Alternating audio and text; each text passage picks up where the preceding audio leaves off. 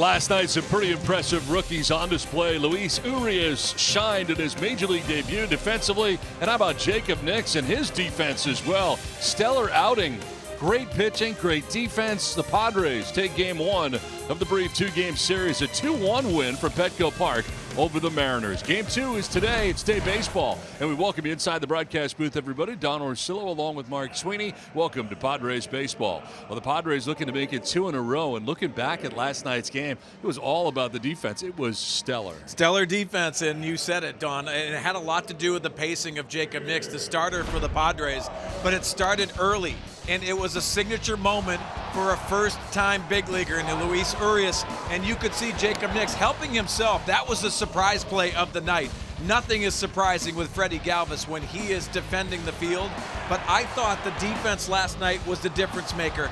Obviously a great night for Jacob Nix, but the defense was on point because of his pacing.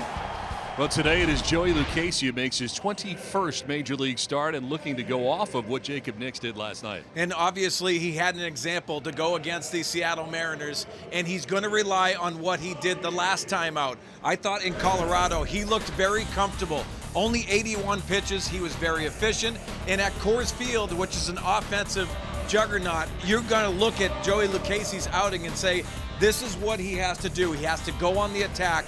And I think Andy Green was very pleased at the way Joey went at it.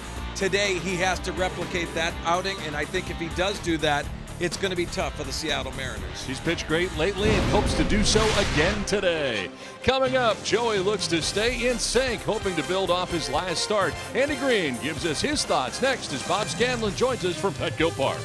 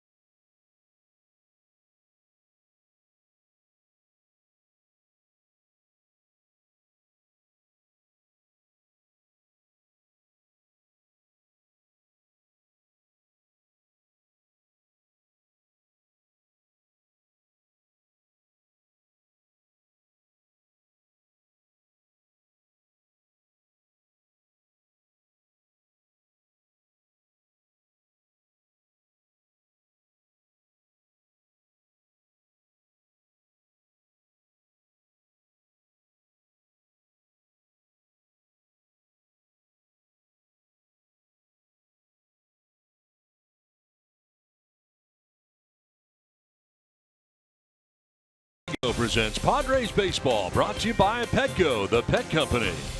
By Cadillac. Visit your San Diego Cadillac dealers today. By Jack in the Box. This season, Padres home runs score free Jumbo Jacks only at Jack in the Box. And by Honda. Great deals are waiting for you at your local Honda dealer. Padres and Mariners in day baseball. Before we get it started, let's send it down to Bob Scanlon. Thank you, Don. Joey Lucchese making his 21st start of the season for the Padres, and he's coming off an outstanding effort versus the Rockies. 6 innings, 2 earned runs, and it was a nice rebound outing after allowing 5 runs in the start before that. So how important was this outing and how good was it? The skipper, Andy Green, explains. I thought his last outing's the best outing he's had since he's been in Padres uniform. I thought he really was on top of the baseball. Thought his curve was beneath the zone when it needed to be. I want him getting better. I think he's done a lot of great things as a rookie. I think if you're like looking to hang your hat on something and rest on it, like he's probably done a lot of good things, but we don't want him wired that way. We want him like trying to figure out what the next step is to be better than he has been. But you look up, there's a lot of rookies that haven't posted ERA in the 3-somethings wherever he is exactly right now, and have pitched as well as he has. He's done a really nice job, but we still believe there's more in him. Andy Green clearly happy. Is the 3.74 earned run average better than the league? Absolutely. Did he do an outstanding job in his last outing? No question about it. Is Andy Green happy with his progress? You bet. But is there more? There is. Andy Green wants to see it. He wants to see Lucchese push himself all the way through the end of the season. Well, Luis Urias will try to find his first hit as a big leaguer. He'll try to give some run support to Lucchese. Joey Lucchese going up against Erasmo Ramirez. Padres looking to sweep the series against the Mariners. Mariners first pitch coming up next right here on Fox Sports San Diego.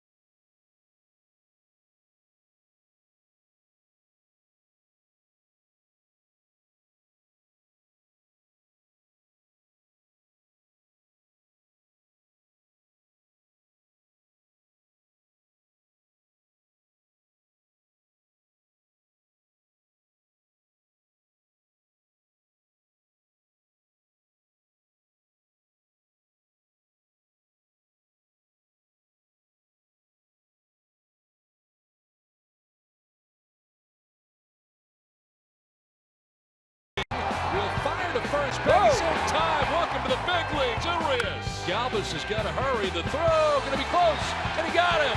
And trying to butt his way on, drops it down the third baseline. Nick's off balance throw will be in time. Another spectacular play by the Padres shortstop. A fun night last night for the Padres in Game 1 of this series. Today, the way back Wednesday jerseys as the Padres and the Seattle Mariners get ready for Game 2, and Joey Lucchese making his way to the mound. It is time now for the weather report today, brought to you by your always sunny San Diego Honda dealers. 80 degrees, a little warmer here for day baseball. Northwest breeze at 12 miles per hour. Forecast partly cloudy for the remainder of the day, but lots of sunshine to get it started this afternoon. Don Orsillo, Mark Sweeney, and Bob Scanlon with you for Game 2 of this series. Padres winning Game 1, 2-1, and hoping to get another good start today from Joey Lucchese. Tough loss last night for Scott Service and his Seattle Mariners. We check out his starting lineup today. Mitch Haniger leading it off again. He's in left field, though, today. Gene Segura at shortstop. Robinson Cano back at his more familiar second base. Nelson Cruz, who homered for the only run last night for the M's, in right. Ryan Healy at first base. Kyle Seager at third base with Mike Zunino, the catcher. Cameron Maybin, the former Padre, in center field, bats eighth. And Erasmo Ramirez, the pitcher, bats out of the 9 spot. On the hill today for the Padres, making his 21st Major League appearance, is Joey Lucchesi. As we take a look at the pitch arsenal of Joey Lucchesi, that changeup and curveball combination has to be very prevalent off of the fastball command. Remember, Andy Green talked about him getting on top of the baseball in his last start against the Colorado Rockies.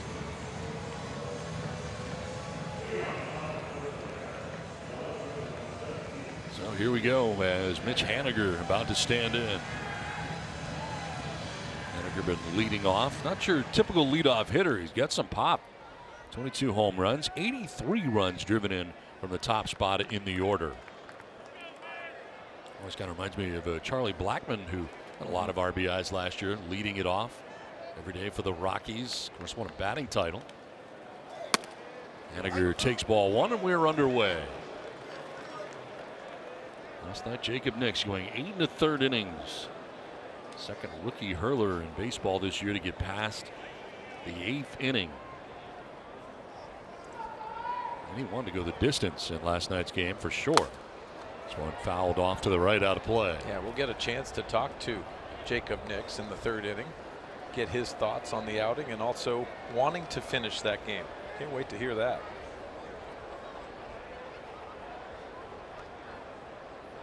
Well, Casey coming in at 6-7 overall in the year. 3.74 earned run average. 1-1 to Haniger. That's outside for ball 2. It was impressive to watch last night, no doubt about it. Yeah, a lot of first pitch strikes. I thought the curveball was very good. And in 8 1/3 innings, did not strike out a hitter and did not walk one, and relied on his defense, including himself. Pitching to contact, but doing so successfully. Yeah, this day and age, it almost seems like every pitcher is so committed to the strikeouts that you can up that pitch count. Last night, very efficient.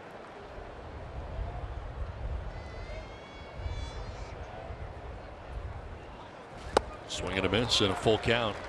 Actually, that is strike 3. Count had been 3-1, but apparently incorrectly. So striking out is Haniger for the first out of the 1st inning. Let's check out the Padres defensively today. Brought to you by your San Diego County Ford dealers. Renfroe in left, Margot in center, Reyes in right, with Myers at third base, Galvis at short, Urias at second, Hosmer at first, with Hedges doing the catching for Joey Lucchesi. One down here in the 1st inning for Gene Segura.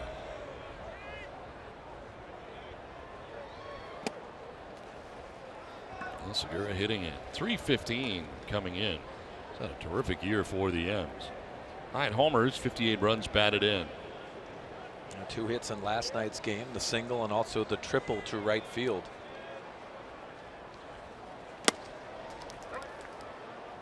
Has the ability to go to all fields, which that's the reason why he is over 300 for the batting average. Has that commitment, does have pop at times. He's an all-star, 2 for 2 in the all-star game, 3 RBIs. 1-1 pitch. Sliced foul off to the right, out of play, and it's 1-2.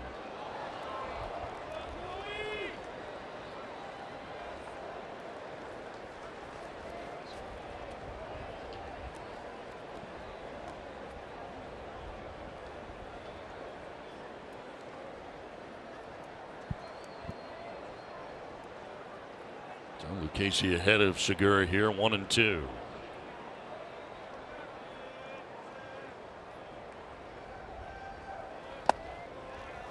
Elevated to even the count at 2-2. 3.74 ERA for Lucchesi coming in, and again trying to keep together what has been a pretty good string of starts for him. 6th inning effort last time out, giving up 2 runs at Colorado at Coors Field, no less. Up the middle into center field, and a base hit for Segura. So 1-out single here in the first inning. Let's take a look at the keys to the game, brought to you by your San Diego Honda dealers. Well, Joey gets through 6, and when he does, he's 3-0 with a 1.13 ERA. That is a huge thing for him, and first for many for Luis Urias. Didn't get a hit last night, did have a walk. Swung the bat well. Like to see his first hit in the major leagues today. One down, runner at first brings up Robinson Cano. Now Cano, since returning from his suspension, has been playing at first base, but gets the start today back at his more familiar second base, a job that he kind of lost to D. Gordon. Runner takes off at first, throw down, and a stolen base for Gene Segura. A good jump and steals second base on Austin Hedges. That makes it number 20 on the year for Gene Segura. Very good jump, and he went on first movement for Joey Lucchesi. Big high leg kick and sliding easily into second base. It was a good throw by Austin Hedges, but didn't have time. That was on Joey Lucchesi. So 1-out Segura in scoring position now, and Cano had taken a strike, so down 0-1.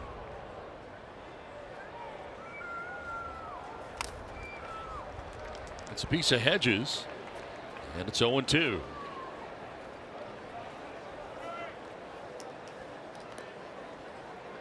Well, Casey.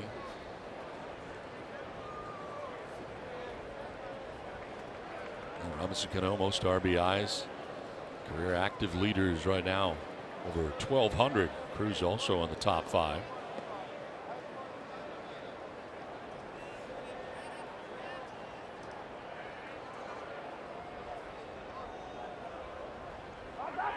Bluff off the backside, but no throw. Now, something to watch for, Don, today is that Joey Lucchesi, when he gets into this 2-strike count, what is his put-away pitch? I think that's the next progression. Does he go to the curve? Does he have that changeup, or does he elevate the fastball?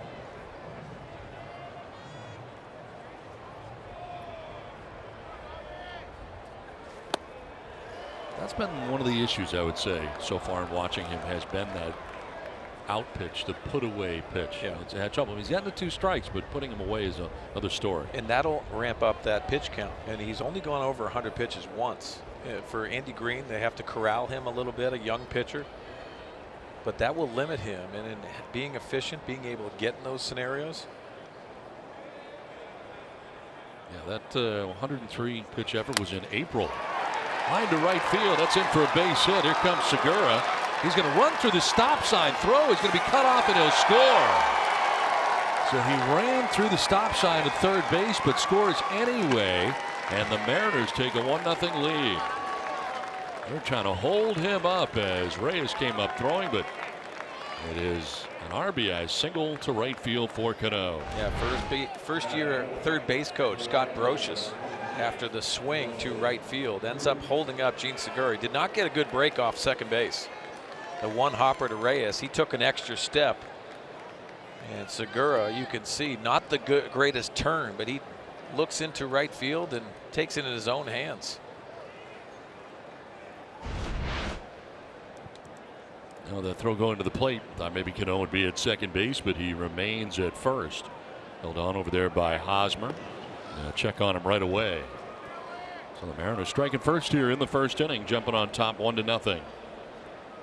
You know, Don, anytime that these runners are going on first movement, you have to have that step-off move. You have to show it early.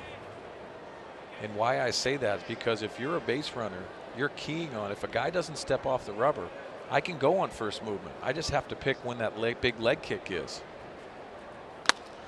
Line to right. Reyes coming in will make the catch for out number 2. No advance for Cano at first base. 2 down.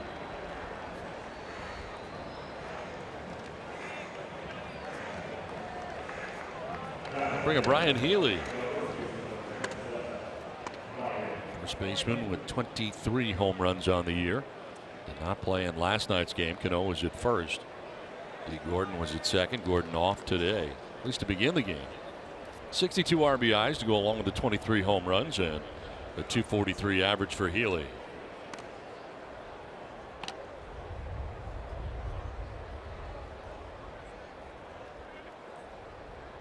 It's at a 368 since the beginning of August.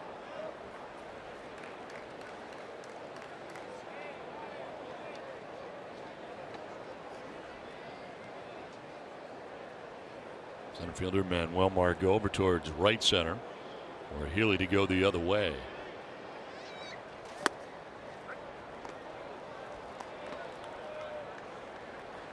Jerry Lane, the crew chief, he's got the plate today, calling the balls and strikes for the umpire.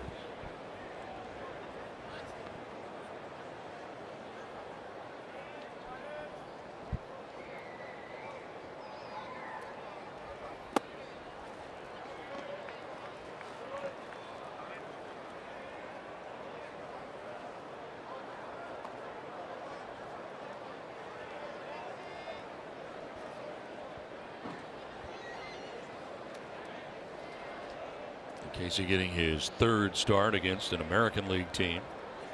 He's already faced Oakland and Texas. Combined 0-1 in those efforts with an ERA over 6. And one of these interesting stats, you come in, you see Ryan Healy get that opportunity today. Day game, he's hitting .310. In night games, he's hitting .213. So that'll tell you, you know what, Sundays, get ready, because you're probably playing. He's in there on this day game. 2-2 pitch. And sharply hit the deep short. Galvis knocks it down and he'll have no play anywhere. Stride on the outfield grass for Freddie. He was able to knock it down, but can't do anything with it. It's a base hit. Third hit of the inning now for the Mariners. He'll take second on the infield hit for Healy. Yeah, I wonder if Freddie Galvis, because we've been accustomed to his great glove work, wondering if he wanted to go to second base to try to get that force out on Cano. Goes off the heel of the glove and for a base hit. So 2 down. Healy at first brings up Kyle Seager. Sixth member of the Mariners to bat here in the first inning. Already on top 1-0. And a strike called over the outside corner.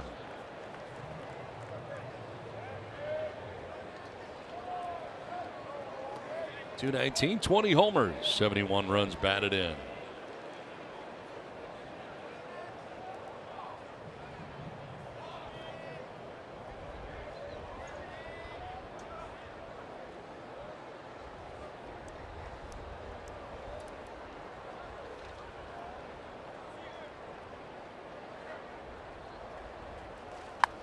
Lifts it foul off to the left out of play, and it's 0-2. Don, just the way the game started last night, to put in perspective, Joey Lucchesi already 22 pitches. Jacob Nix had 15 after the second inning. It was incredible last night, attacking the strike zone. I feel like he had 20-something pitches in the fifth inning. It was amazing. It really was. A part of that was his pace too, and Lucchesi's pace has not been the same. He's had men on, of course, which has added to it as well, but much slower. I think he tends to slow his repertoire down when there's guys on base, and that adds to the comfort level of hitters, in my opinion. More time spent in the box.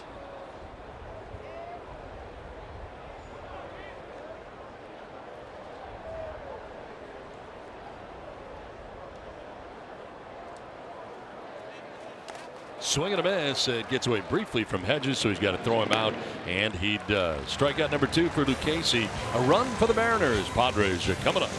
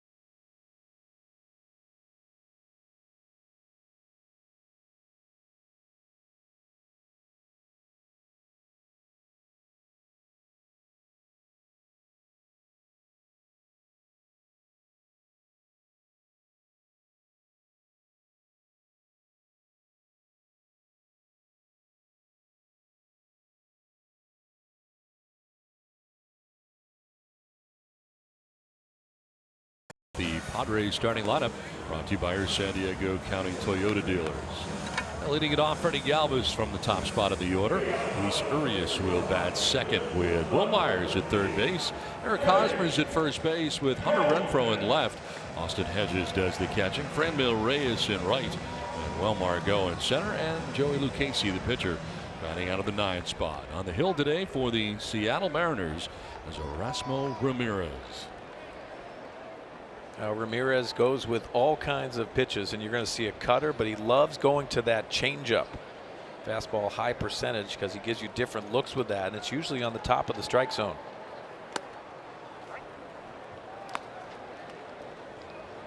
Freddie Galvis settling into this leadoff spot in the Padres order. 241, 11 homers, 56 runs batted in.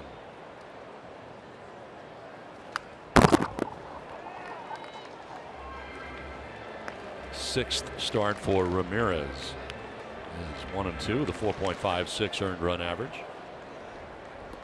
Now going against Ramirez, really the foul balls will give you some frustration because it's a comfortable at bat. And why I say that, it's not velocity, but you see it out of the hands so well. But he manipulates the baseball, gives a little bit of movement to try to get off the barrel of the bat.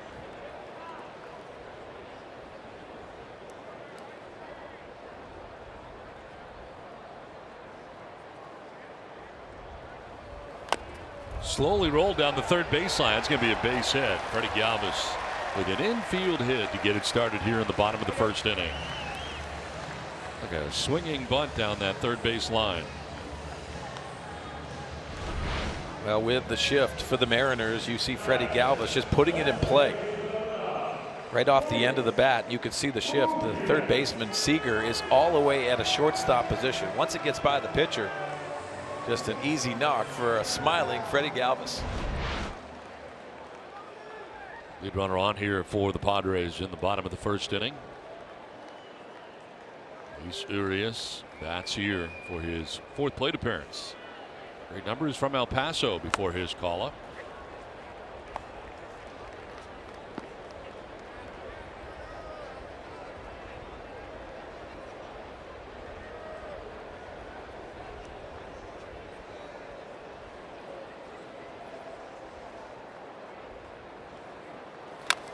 Rolled over foul, and it is 0-2. Look at Urias and you think about how he is going to project, what's going to happen. A prototypical number 2 hitter, but the game has evolved into a different way of swinging the bat.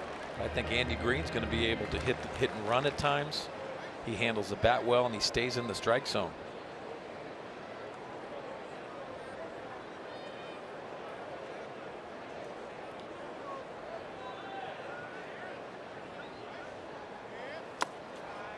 Bouncing in 1-2.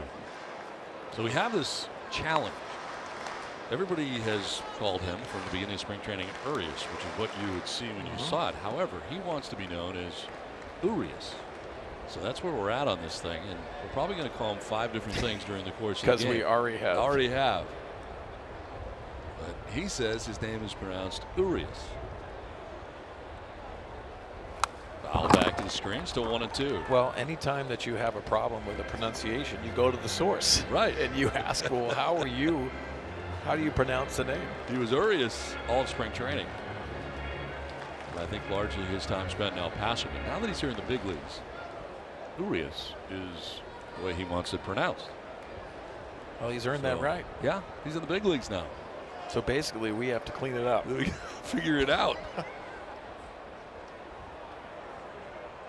1-2 pitch is cart foul off to the right out of play.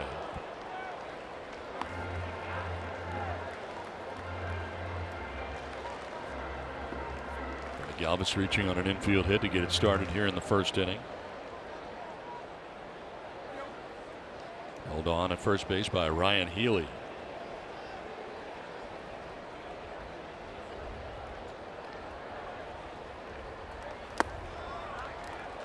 Two and two. Yeah, you see Ramirez really wanting to go to that changeup. Has the same look of his fastball. Probably 6 or 7 miles per hour difference.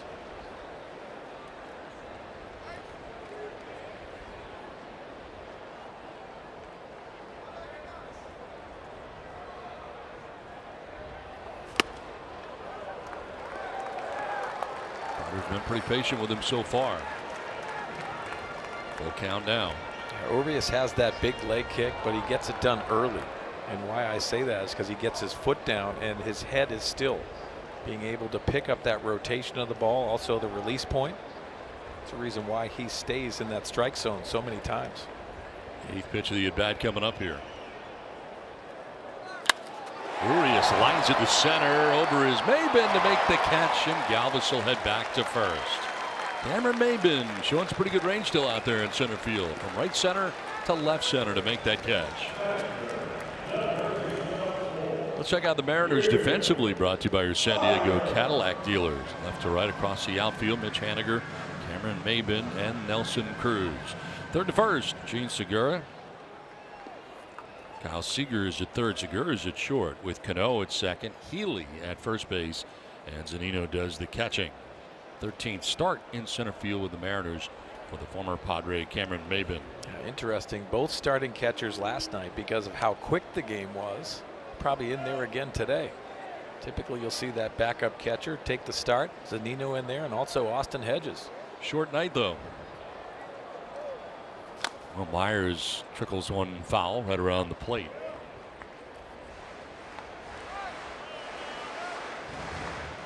.269, 9 homers, and 30 runs batted in.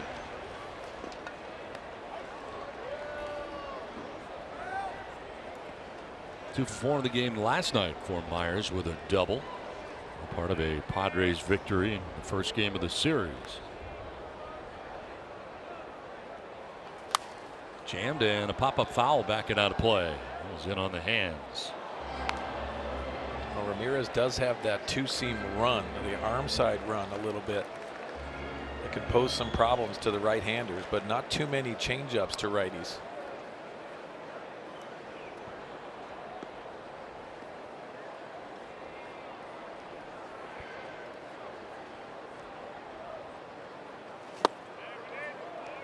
A little bit low, 1-2.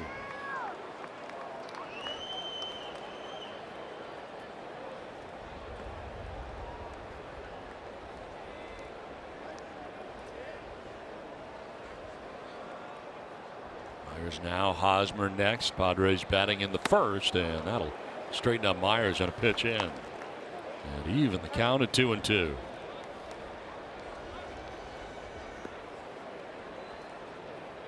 Huge road trip here for the Mariners after this game. They will head to Oakland to play a 4-game series, and they'll know a lot about their season by the end of that 4-game series. So a loss last night here, very difficult for the Mariners. This one fouled off into the Seattle dugout. Oakland winning in Houston last night. That's a 1-1 series, and in the 5th inning, Houston's winning 4-3. Always scoreboard watching when you get into late August, early September. A game and a half difference between the A's and the Astros right now. For the first, and back to the bag is Galvis. Now the Mariners, they are 7 games back in the AL West. Closer in the wild card, however.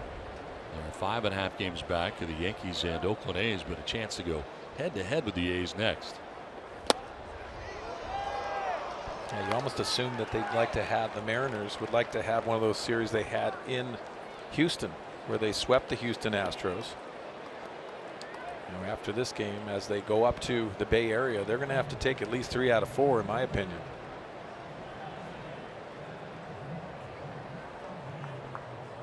Run it goes. Myers swings and lines it down the left field line. It is a foul ball.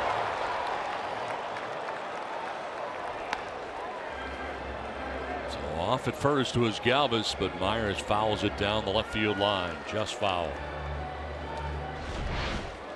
You can see it just probably a 2-foot difference from that foul line. Another lengthy at bat. 8th pitch of the at bat coming up here to Myers. Also the 20th pitch of this first inning for Erasmo Ramirez. Runner goes, and that's ball 4 to Myers. So down to first he goes. 1-out walk for Will Myers. Elvis will take second base. 2 on, 1 away, and up comes Eric Hosmer. And both starting pitchers have really slowed their pacing down with runners on base.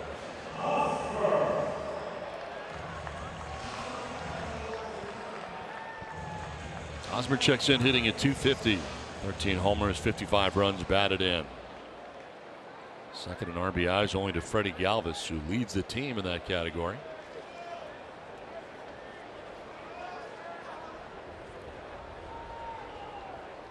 Padres trailing 1-0.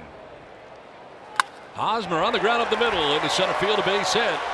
Here comes Freddie Galvis around. He will score, and this game is tied. Eric Hosmer with an RBI single to center, and the Padres tie it up 1-1.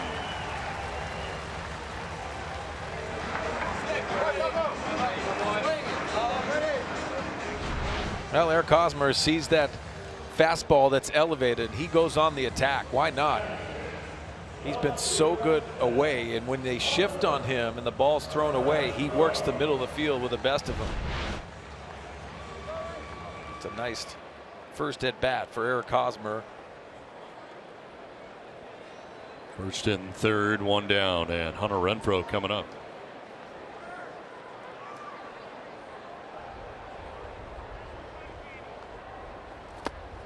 Weaves at that pitch for strike one.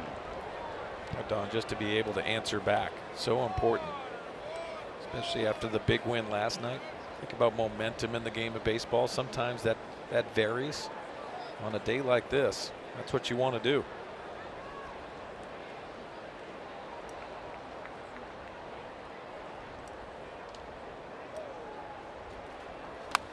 Renfroe fouling it off to the right. 0-2. 16 home runs now for Renfroe to go along with 49 RBIs. Batting out of the 5 spot for the Padres today. With Myers at third, Hosmer at first, and one away.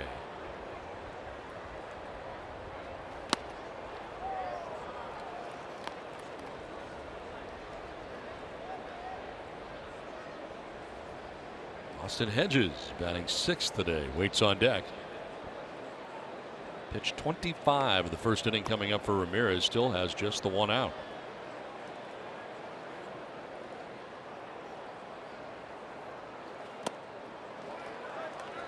He doesn't have a feel for that changeup, especially to the right-handed hitters. He's thrown a lot of them today. You would think that Will Myers at third base would be going on contact here with one out.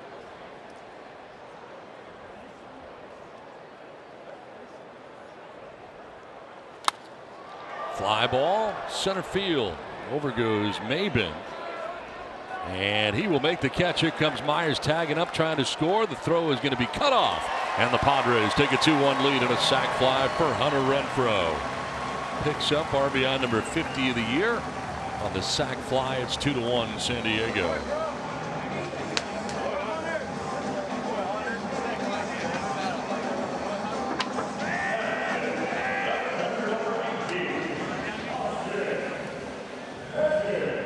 So 2 runs in and brings up Austin Hedges.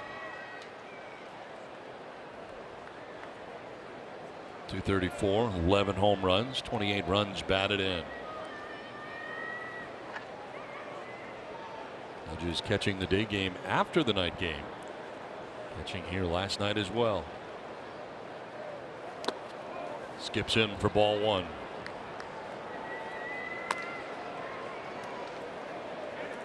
Long first for the starter for the Mariners.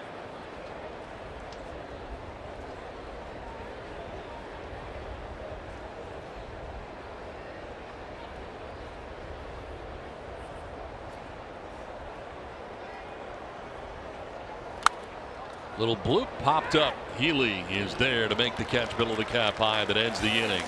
A 2-run inning for the Padres, who lead it 2-1.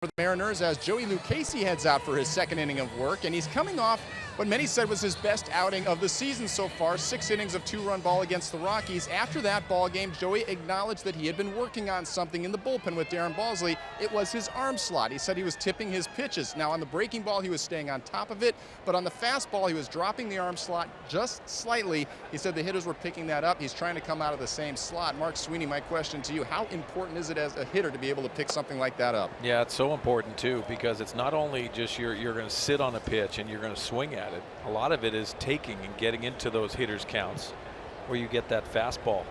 A lot of hitters rely on guys tipping pitches, and it happens a lot.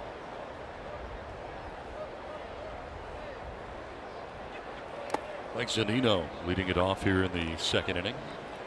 What are some of the things you pick up as You know a what? hitter? For me, it was glove. It was glove position. And if on an off-speed pitch, it would probably be a little bit bigger, and that was the tendency for pitchers to tip certain things.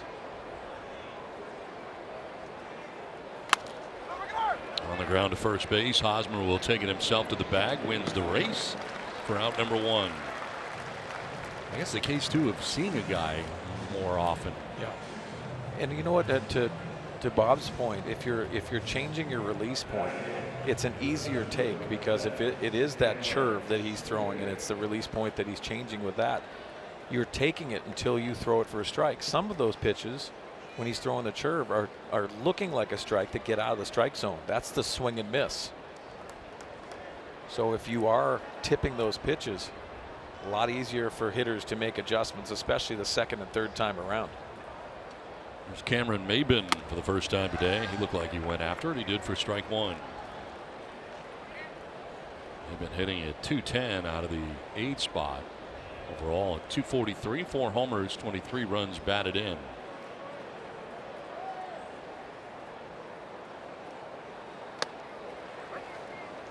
Down 0-2.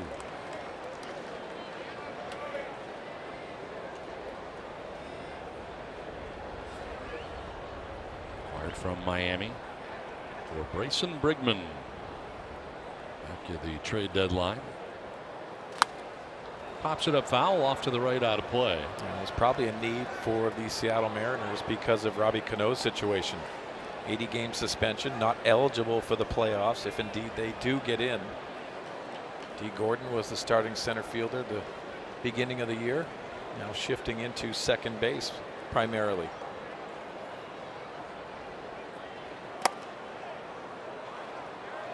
A little bit high, 1-2.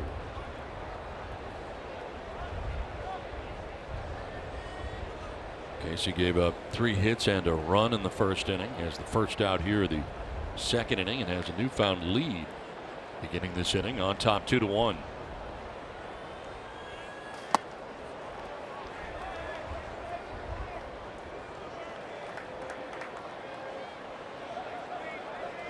They've been hitting safely in 12 of his last 16 games in a Mariners uniform. Hit a .251 in his time in Miami to begin the year. On the ground to third base, right to Myers. Throw across is low, but dug out nicely by Hosmer. 2 down. Scan, wanted to ask you, and it's important to see the in-between pitches and getting in a good rhythm. We saw Jacob Nix last night. How important is it for Joey Lucchesi, who is very methodical, especially with runners on base? You know, that's a great question, and there's always that balance. There have been some guys that Darren Balsley has talked about where he says his pace was too slow. In fact, Jacob Nix was one of those guys. In his previous outings, Balsley wanted to see him work a little bit more quickly. And then the other side of that coin is there are certain guys that try to rush things a little bit too much. I think you need to find what your comfort zone is. It's not going to be the same for everyone, but I think what Joey Lucchesi does so well is that he doesn't panic and doesn't rush with runners in scoring position. When you look at his numbers, 222 batting average against with runners in scoring position, 188 with 2 outs and runners in scoring position. Yes, he works slow, but I think it may work to his benefit, Sweens, when the game is on the line. When the hitters are intense, when everything is speeding up, he seems to be able to slow himself down. I'm not sure that's a bad thing.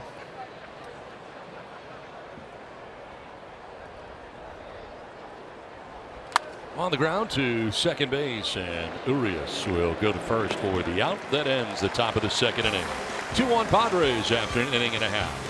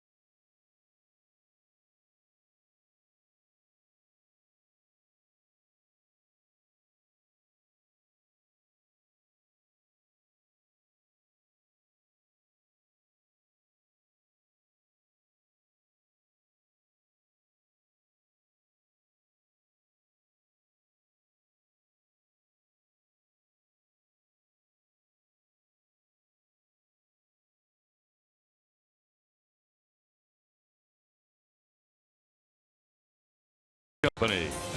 By Hyundai, get a great deal, more than a great deal on all new Hyundai vehicles. See your Hyundai dealer today. And by RCP Block and Brick.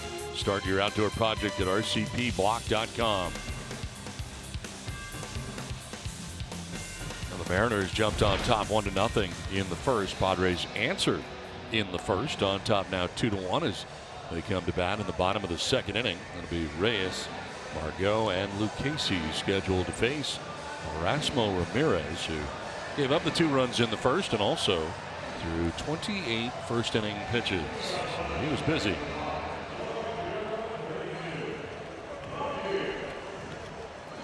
Franmil Reyes to lead it off for San Diego here in the second. Reyes hit 8th last night. Tonight he bats 7th in the order. 242, 11 homers, 15 runs batted in for Reyes.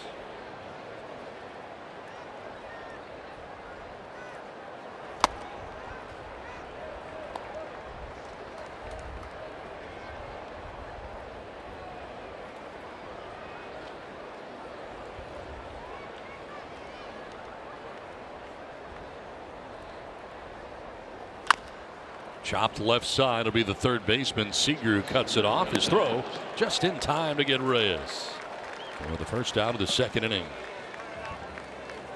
He gets down the line pretty well for a big man. Oh, he does, and you see Seager going to his left, but the accurate throwing arm by Seager, but the good stretch by Ryan Healy on the back end. We'll get that ball. One down here in the second brings up Manuel Margot.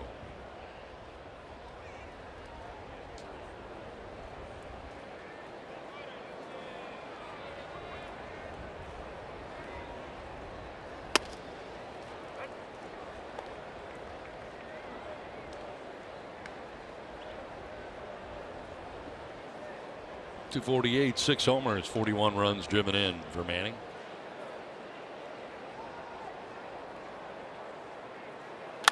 In the air to left field, high, deep, and that ball is very gone. Home run. Manuel Margot hits his 7th of the year, and the Padres add on to their lead on top now, 3-1.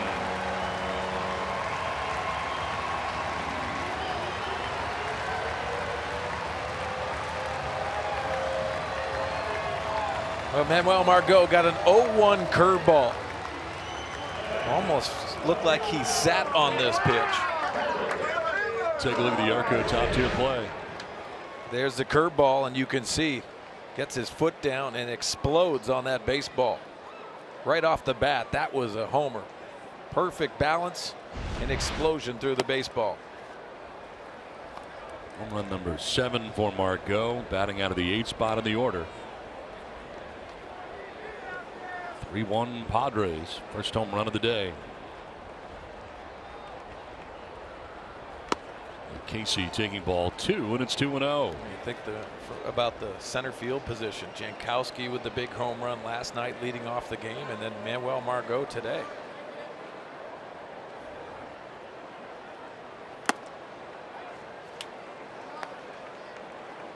Ramirez liked that pitch a lot. It's been a series of adjustments at the plate for Margot all year, it appears. Yeah, better second half. I think that's very important. And it really is important for the next 5 weeks to have him have a good taste in his mouth for the offseason. What he's going to do and how he's going to take those adjustments he's made and improve on them, so next year he can sustain it through a full season.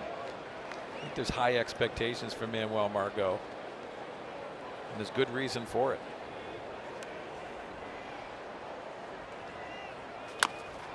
Chopped off the mound. Ramirez plants and soft tosses to first for out number 2. Casey retired 1-3. 2 down. I'll bring up the top of the order and Freddie Galvis.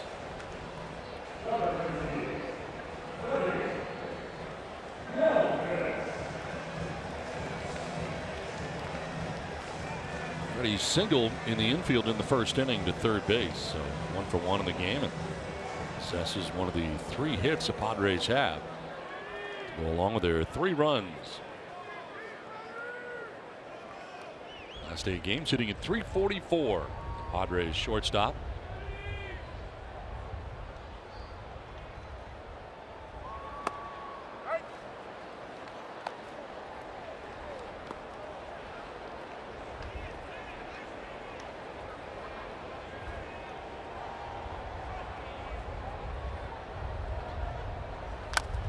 On the ground down the first baseline, foul. Retrieved by Healy, but a foul ball.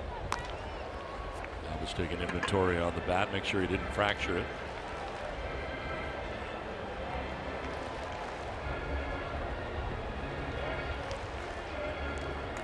Three runs allowed by Ramirez in an inning and 2/3. So 40 pitches.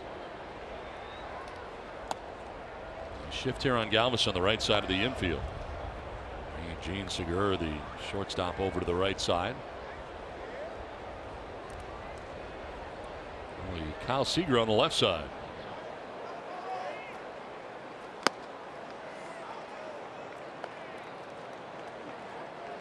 Let's take a look at StatCast AI powered by AWS. Largely the reason they are shifting the way they are.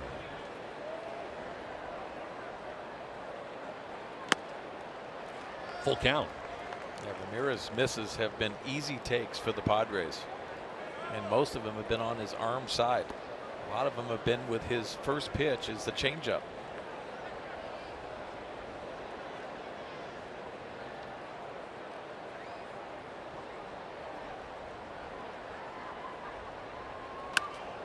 Fouled off to the left, out of play.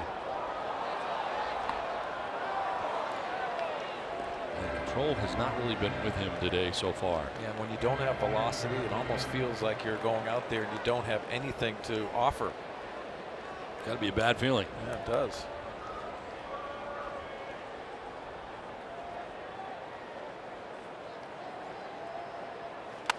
Galvis sprays another one foul down the left field line. We saw King Felix last night, where typically we were used to seeing him as an ace throw mid-90s fastball, but he had that very good changeup. Good breaking ball to go along with it last night. A lot of swing and miss still, even without velocity. 8th pitch of the at bat coming up. And a swing and a foul tip into the catcher's mitt for strike 3. First strikeout for Ramirez.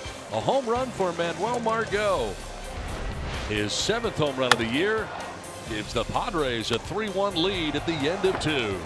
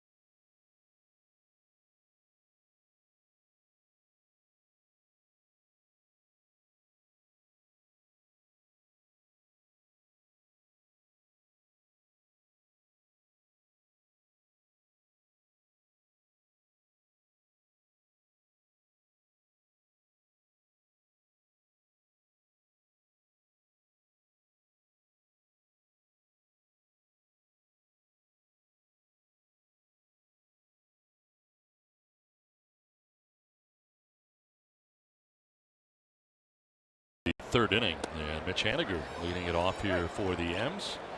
Well, what a terrific night last night was, and it is great to have with us Jacob Nix from the Padres dugout. Jacob, congratulations on what was a fun night last night. Thank you, guys.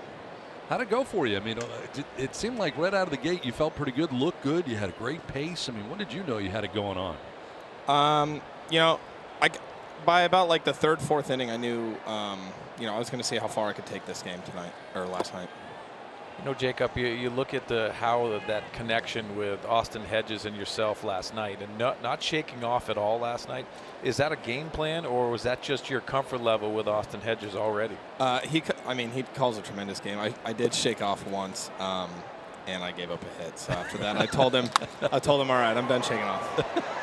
So, yeah, I mean, after that, I think that was in like the fifth inning or something. So after that, we knew, you know, I was just throwing whatever he was calling. Well, a double here for Mitch Haniger starts the third inning. Yeah, Gene Segura coming up. As far as a minimum amount of pitches thrown, it was amazing. Looked down on my scorecard. We're in the fourth inning, and you'd thrown so few pitches. I mean, that was incredible as far as how minimally you had to throw pitches. I didn't even realize it till about the fourth or fifth inning that I was only at like 40 pitches, and I was like, oh man, this is the quickest I've ever, you know, gotten this deep into a game. And Jacob, when you have that rhythm going, is it a lot easier for you to just keep that pacing? Yeah, it definitely helps when you know, you can keep your own tempo on the mound, and you don't you know, last night the hitters were getting in the box quickly, and they were getting in quickly, and that obviously helps maintain a pitcher's tempo. Was that something from a pace standpoint you wanted to pick up a little bit, or was it not? Not necessarily. I think I always I'm always pretty quick out there, or I try to be. Well, when you think about it, Jacob, too, when you see Andy Green going out there and possibly going to take the baseball from you, and you had an opportunity to throw 9 innings at the big league level, what was that conversation like, and what were you like mentally when he did indeed take the baseball from you? Obviously, I wanted to go 9, but I do know that Andy has everyone's best interest at heart. And you know, he didn't take it away because, you know, he didn't think I could get it done. But, you know, I'll be back out there in the 9th. Well, you had a couple of very good defensive plays also. I mean, that's I'm sure something you take a lot of pride in, but great defense last night from you, thank too. Thank you. Yeah, I don't know. A couple of those, I surprised myself. I think that's actually like probably only the second or third PFP I've had like really all season. I haven't really gotten a ton of those, so those were for sure the first double plays I'd had to turn. So I was actually really it's kind of surprised when they, you know, the bunt came right back to me, and I just kind of fired it to second. I heard everyone yelling 3, and I looked and I had time to get 2. So what has this experience been like for you altogether? I mean, this has got to be kind of a whirlwind year for you. It's been a ton of fun. It has been a whirlwind year, that's for sure. Obviously, starting the year on the DL, I didn't get to pitch at all in spring training. That was very unfortunate. But you know, I threw well in AA, and you know, I was expecting to finish out the year in AAA, go to the playoffs, do all that, and then maybe at the end of that get called up. So when, you know, they told me I was coming up here, I was on cloud 9. And Jacob, when you come up here to the big league level, you also have some of your former teammates, minor leaguers that are coming up here or already here. Does that make a difference in your comfort level? Yeah, absolutely. You know, just having those relationships around the clubhouse already, and being in big league camp and everything, we know, most of us know each other already, have gotten a chance to spend some time around each other. It seems like the veterans that are here are pretty good veterans as far as being a rookie. Would you say that's fair? Absolutely. You know, Craig and Clayton have done like a really good job of taking everyone under their wing and kind of, you know, helping us show us the ropes without, you know, being too hard on us. Any rookie hazing so far? Because I know the dress-up day is coming in. When we get to the month of September, you're probably going to have to dress up for these guys. Are you looking forward to that, or is something that has happened with these veteran guys? Yeah, I mean, I'll have some fun with it for sure. You know, I just have to get Matt Strom coffee every day. That's about it. How's he take it? Cream and sugar? Just Americano. Yeah, a couple times you know, life gets you and I forgot, and I didn't hear the end of it, so now I'm very, very certain to get him coffee. Well, Jacob, we thank you so much. Congratulations on a tremendous outing last night. Thanks for joining us today. No problem, guys. Thank you for having me. Jacob Nix, who had a great outing last night. It was fun to watch, fun to call. And looking forward to watching him pitch. You know, I think a lot of people say, well, why did Andy Green take him out last night? Because he had that opportunity, not a lot of pitches. Well, it's still the facet of being 21 years old and being able to get that result and get that win at the big league level. It's pretty important. Strikeout number 3 for Joey Lucchesi. Couldn't come at a better time. First and second, nobody out, and he's able to strike out Cano.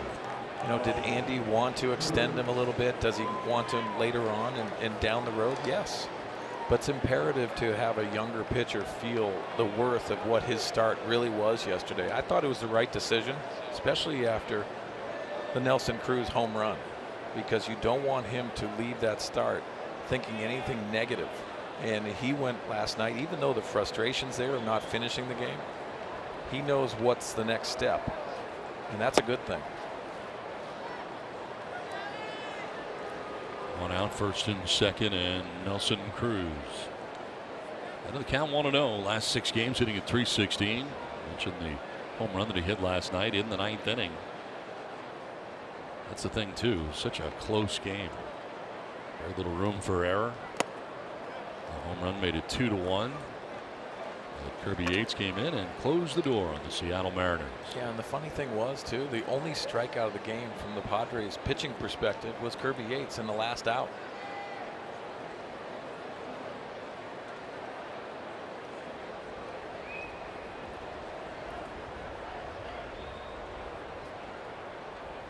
.20. Drops in there for a strike. 2-1. 91 on that inside edge. You watched Jacob last night, and I think a lot of people that talked about him when he first got his opportunity said that his mound presence is through the roof when you think about how old he is and how he handles himself. Last night we saw it, and that was really the thing that I took from it last night. He had an intensity, but it was a quiet confidence that I think he brought to the table, and it's surprising. He said he surprised himself with the defensive plays. They were great, both of them.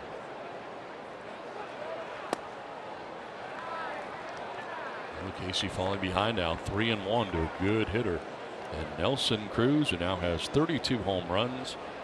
He runs batted in. He's got 2 on here, and you got Ryan Healy waiting on deck for the Mariners.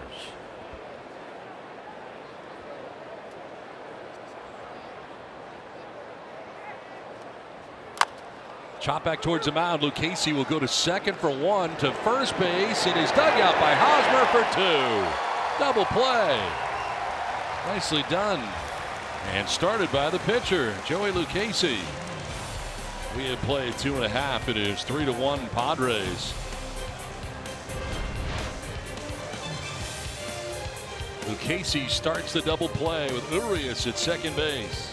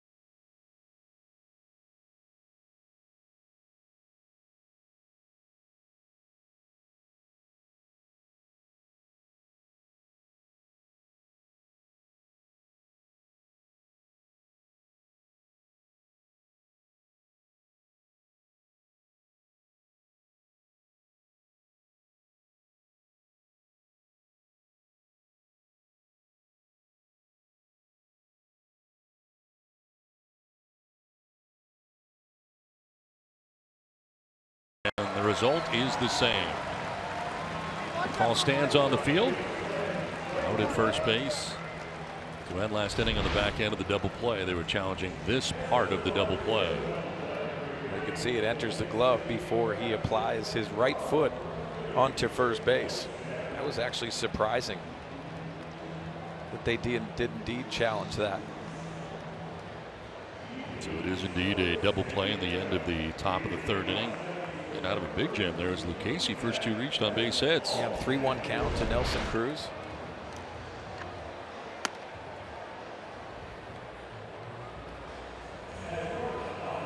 Time now for our Coors Light refreshing finish. We just got finished talking to Jacob Nix, who last night pretty stellar in his defensive work. It really was, and that play to second base surprised, I think, Dee Gordon, who was running at first base, but also that play against Denard Span. And then another PFP that he talked about, pitcher's fielding practice on the back end. Defensive gems all night long, backing a great effort by Jacob Nix.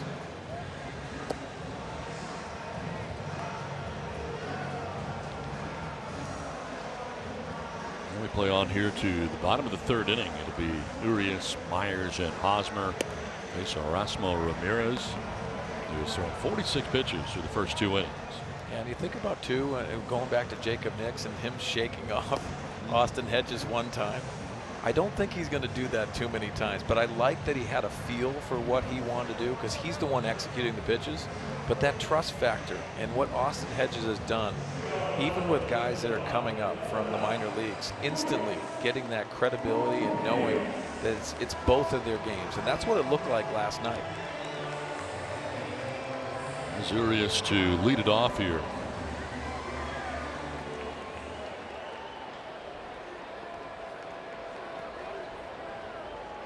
Line to center in the first, 0 for 1.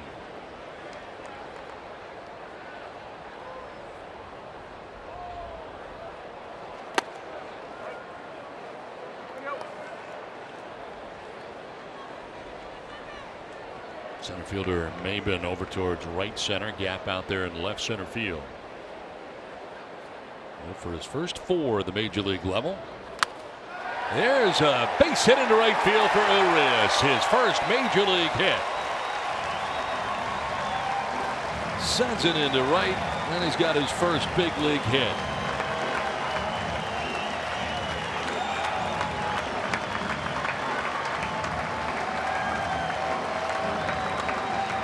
Smile on his face, as there should be. Nice feeling for him. Now, congratulations, and that is a moment that he will never forget. You could see him working inside and just has a good bat path going to right field.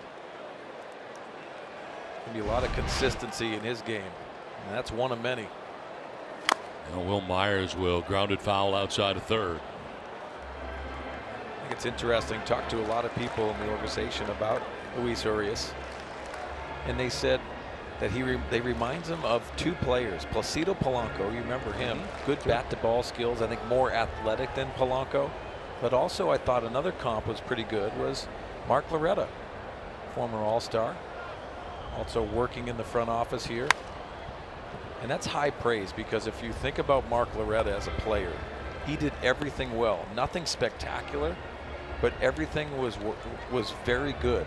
Very solid on defense, didn't have a lot of range, but made a lot of plays and thought the game, and was really that baseball mind that you have to have within a lineup. And he's the glue, and I think that's a good comp to think about. Always had very good baseball instincts. Yeah, baseball IQ. So many people talk about that, but it's something that you have to earn. And I think if you watch Luis Urias play the game of baseball on a consistent basis, you're going to fall in love with him. He's not going to jump out at you, but I think that's a good comp to think about when you think of Mark Loretta. I had one season with Mark Loretta, but it was memorable. He was terrific. Yeah, All-Star in Boston, All-Star here with the San Diego Padres. Started as a shortstop and moved over to second base.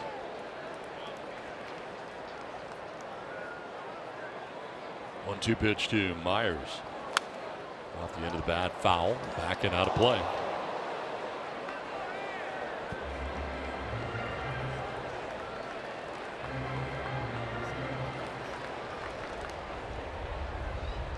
And Polanco, remember him with the Phillies and the Tigers. Yep. Just consistent at bats. Always put the barrel on it. Hit to all fields. That is strike 3. Myers takes with him the second strikeout for Ramirez. One down here in the third inning. Yeah, most of the changeouts for Ramirez has been on the arm side. Today, the glove side command to Will Myers. Probably the best changeup he's thrown all day long, and the best location. We're now 1 on, and Eric Hosmer coming up here. The Mariners go into a shift on the right side.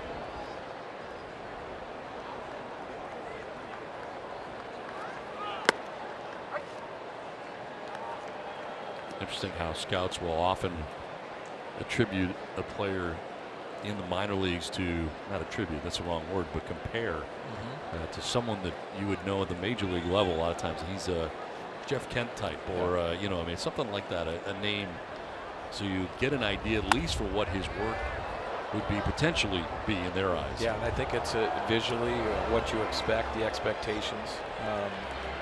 Is Luis Urias a guy that you rely on night in and night out? To be a baseball player, yes.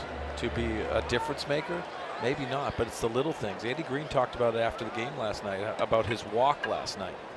And you're not typically talking about walks, but it's the way he took that walk in his plate appearance.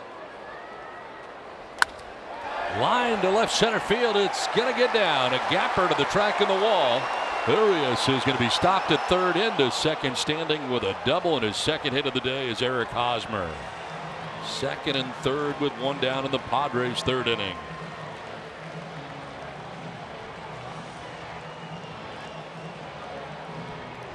Now you got to love this, especially when Eric Hosmer gets that ball middle away and goes with it. Anytime it's elevated, it's easier to line that, and he shoots this in the gap. Back-to-back at bats where Eric Hosmer is absolutely pummeled the baseball. See Urias easily going into third base, second and third for the Padres. You got to feel what kind of speed he's got at all? You know what? I asked that too. It's athletically, and it's surprising. I don't think it's something that you're going to rely on a stolen base all the time. But he has good instincts on the base paths, and that means that you're cutting bases at the right time. You're looking for balls in the dirt. I don't think it's going to impact where it's a stolen base, but it is going to impact with having that awareness. That awareness comes with where the defenders are, and it goes back to that baseball IQ that we talked about. Urias at third base, Hosmer at second, 1 down here in the third inning, and Hunter Renfroe had a sac fly in the first inning. Chance to drive in some more here now.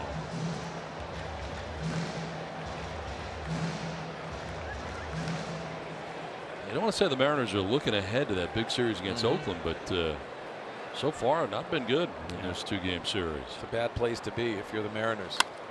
High drive down the left field line. Does it have enough to the corner? And it does. Second basket, it does. Hunter Renfroe, 17th home run of the year, is a 3-run shot, and the Padres take a 6-1 lead.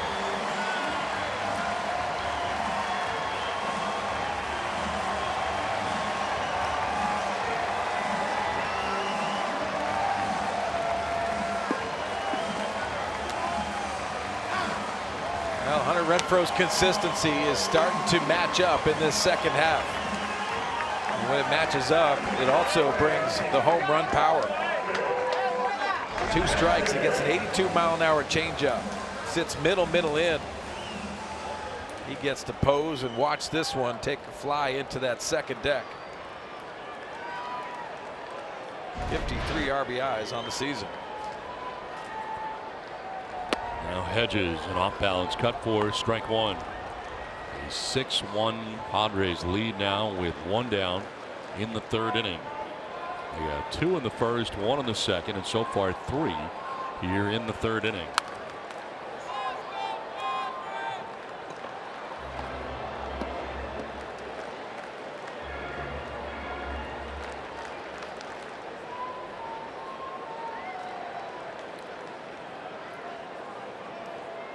Oakland and Houston are now tied 4-4 in that action. Wow. Well, the Mariners here are losing 6-1. Line to left field and a ringing single to left field for Hedges.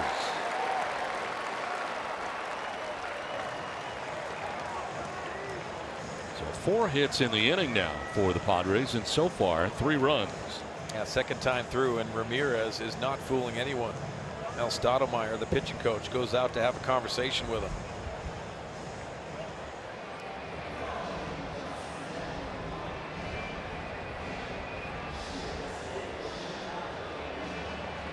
We got Franmil Reyes coming up next.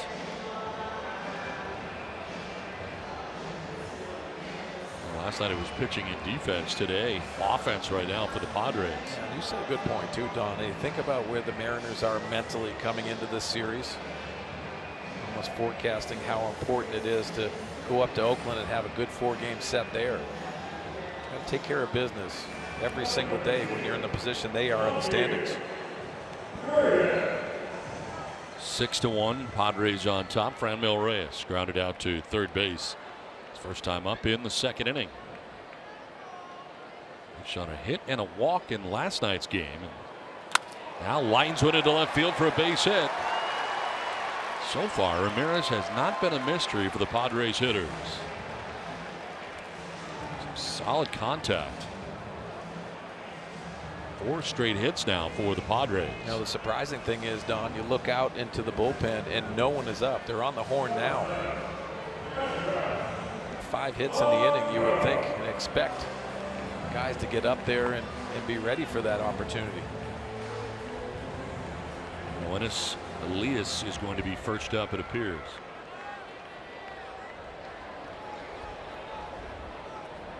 So far, just stretching at the moment.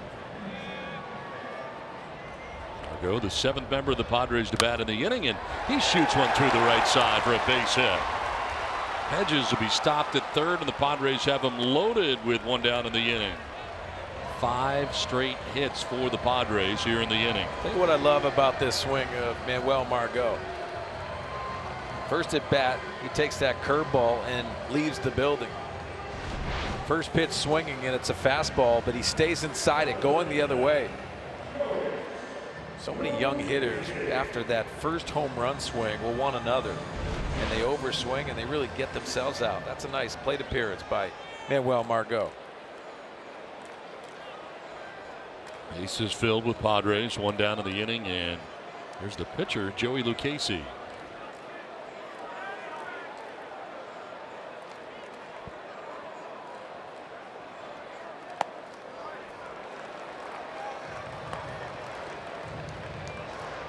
It's been a big offensive inning. Looking to add on top 6-1. Still only 1 out. Lucchesi drives it to left center field. They've been back there to make the catch. Tagging at third and scoring is Austin Hedges with the 7th Padres run. They lead it 7-1, and Joey Lucchesi with a sac fly to left center field.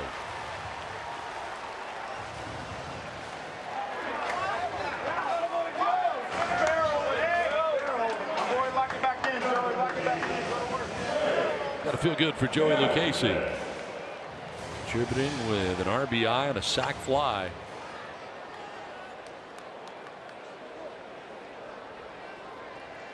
Ninth member of the Padres to bat in the inning is Freddie Galvis. He was singled and struck out in this game. Now he bats for the 3rd time, and we're in the 3rd inning. Popped up, shallow right. Cano backpedaling on the short lawn in right field. He'll make the catch that ends the inning. Luis Urias getting his first major league hit. Gets it started in the 3rd inning with his base hit to right. Padres would go on to score 4 times, including the Hunter Renfroe 3-run shot. It's 7-1 San Diego.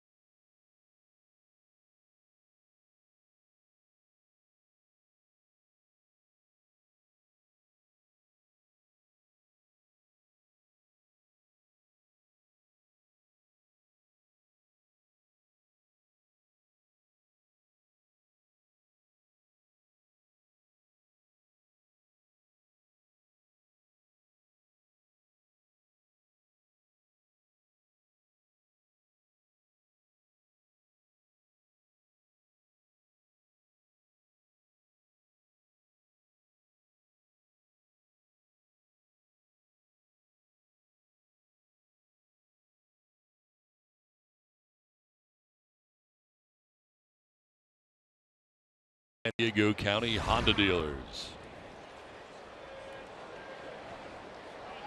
Well, we head on here to the 4th inning back at Petco Park, where it is 7-1. The Padres have the lead. They score 4 times in the 3rd.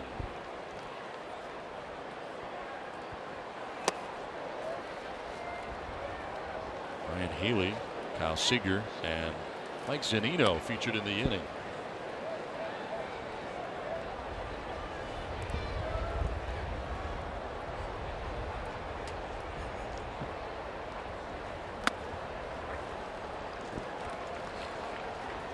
So we got these hats.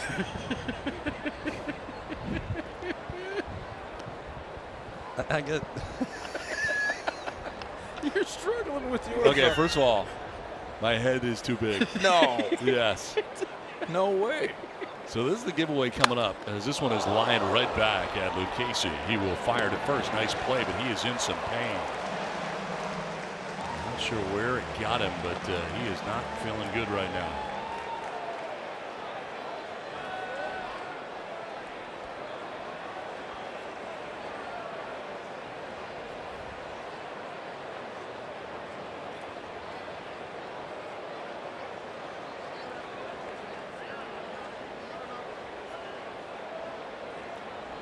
Amazing, he was able to make the play after getting hit.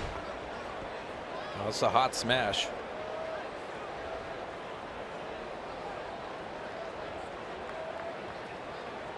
It's hard to tell where it got him on that look. I think it ricocheted off the arm and or glove. It got him in a real bad spot after that.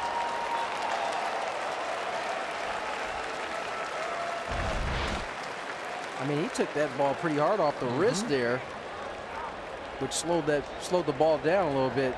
Looks like his teammates are putting their faces in their glove. I don't want to.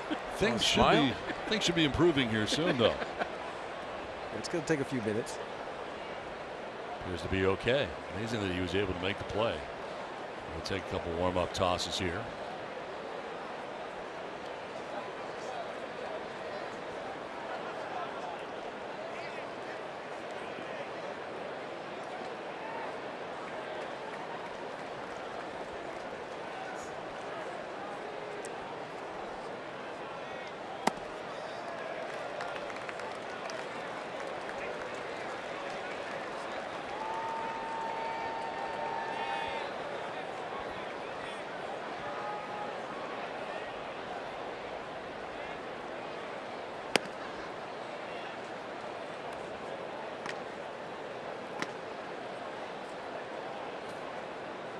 Say he is good to go here, but taking a little extra time. Anytime you're staked to a 7-1 lead, I don't think you want to come out of the ball game. No. At least like to go 5. So is Ari going to stay in here with 1 down? Kyle Seager coming up. Seager struck out swinging in the 1st inning.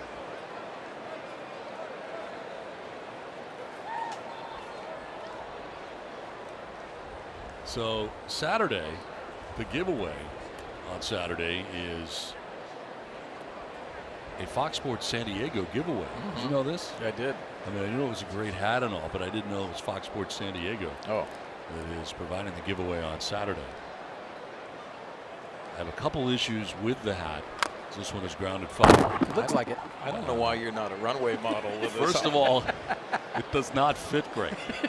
Okay, this hat, if you have a larger size head like I apparently do, it's not ideal. You can barely notice. Is that a medium?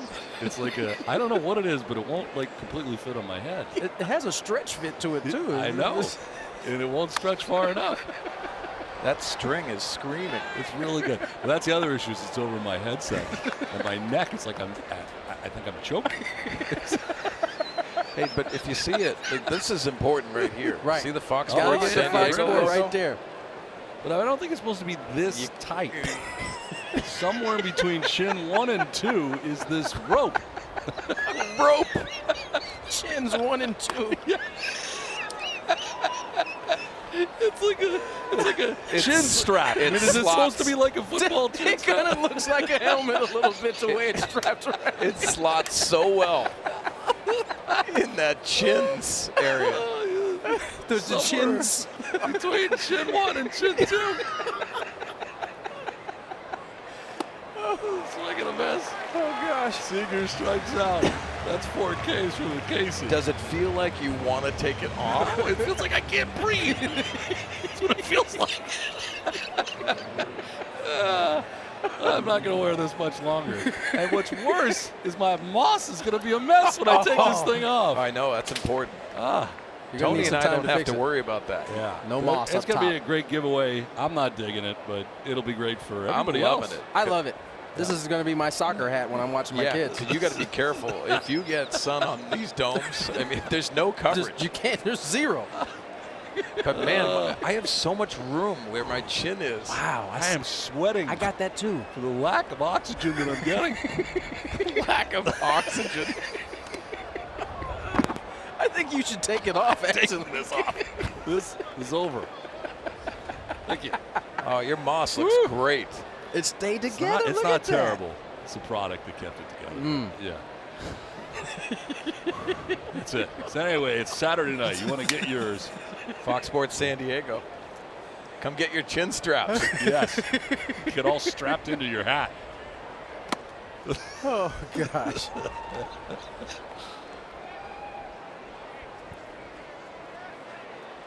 Mike Zunino had grounded out to first base first time up. Getting his second look at Joey Lucchese.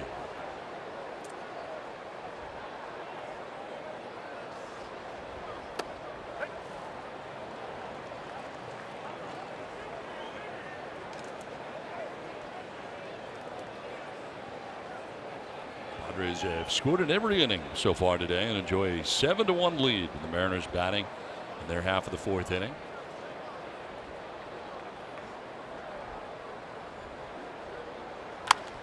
On the ground foul. We were talking, Tony, before you got here about the Mariners looking forward to their big series against Oakland, 4 games, but right now not looking good in this 2-game series against the Padres. Almost like they're looking past it. No, you're right. And we had D. Gordon on the radio the other day, and that was one of the things he mentioned because we brought up the series that was to come against the Astros, and he was like, we got 2 games to focus on here, and the first 2 games haven't gone very well, at least to start this second game, and it definitely hasn't gone well.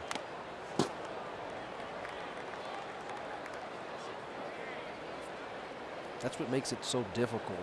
When you fall behind in a division and you have to catch multiple teams, you're depending on those 2 teams to lose pretty much every night in order for you to gain ground. You know, you're constantly looking at the scoreboard, and I don't care what players say, they are looking because it's at every ballpark. Swing and a miss, and Zunino strikes out. Back-to-back Ks for Lucchese. 3.5 done, 7-1 Padres.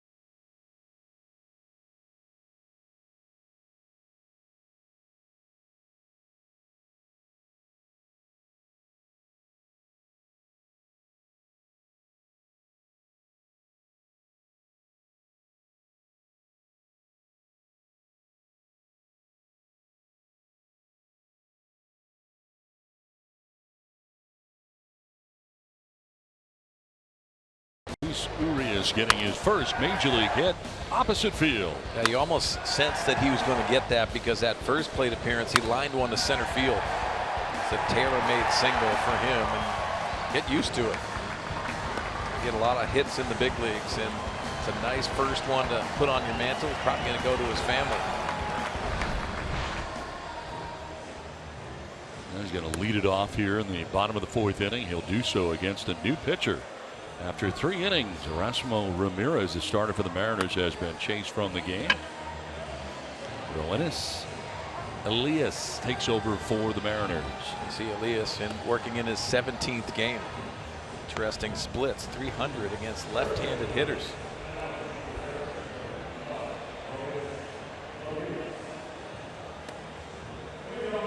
So Erasmo Ramirez last just 3 innings. Gives up a total of 9 hits and 7 runs. Walked 1 and struck out 2. He's on the hook as he departs. Urias going to lead it off here for the Padres. 1-4-2. He singled and scored his last time up. The single we just showed you. His first in the big leagues.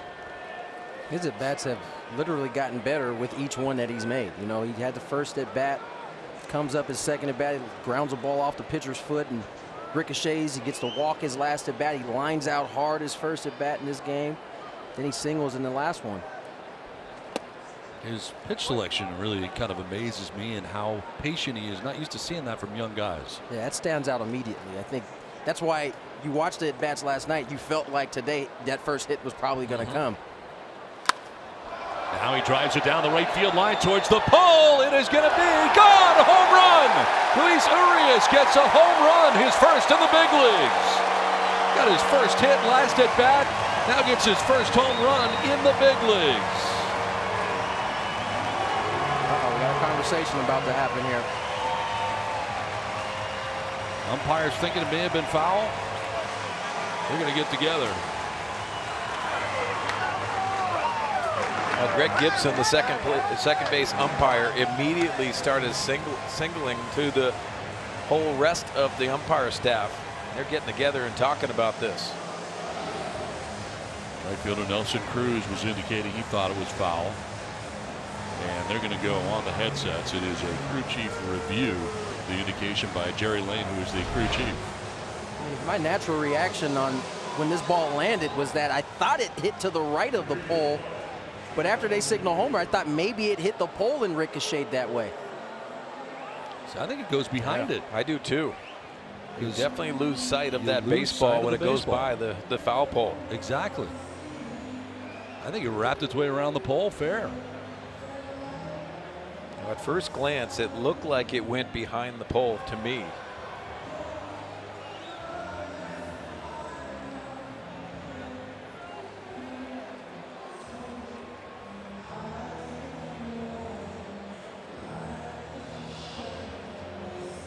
I think you're right. I got behind, but it's hard to see. But yeah, even when it bounces back, it still looks like it's behind.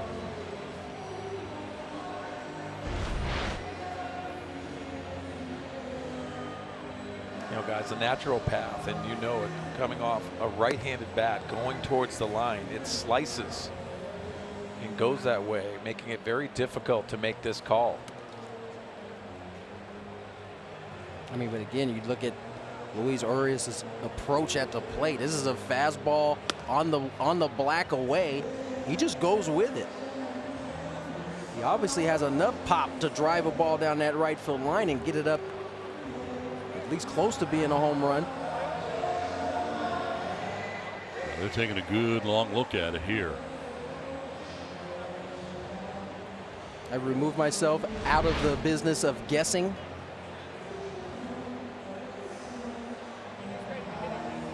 Can't tell because you're losing it to the people there as to whether or not it goes behind the pole. So what they're going to do, they've come to a decision. Foul ball. Wow. Unfortunate turn of events here.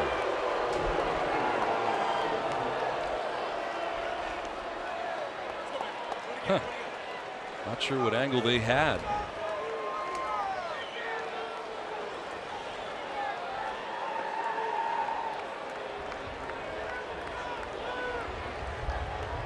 Urias coming back up again here.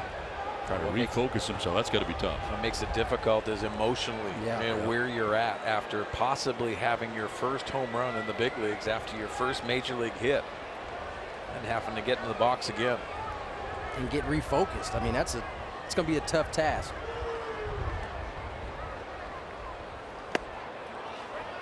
Takes strike 2. Review took 2 minutes.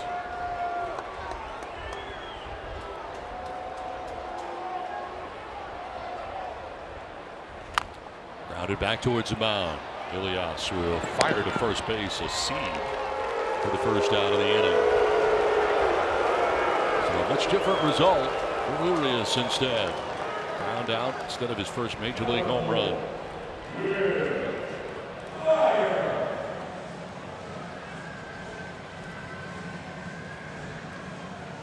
Getting some encouragement from his veteran teammates. Freddie Galvis.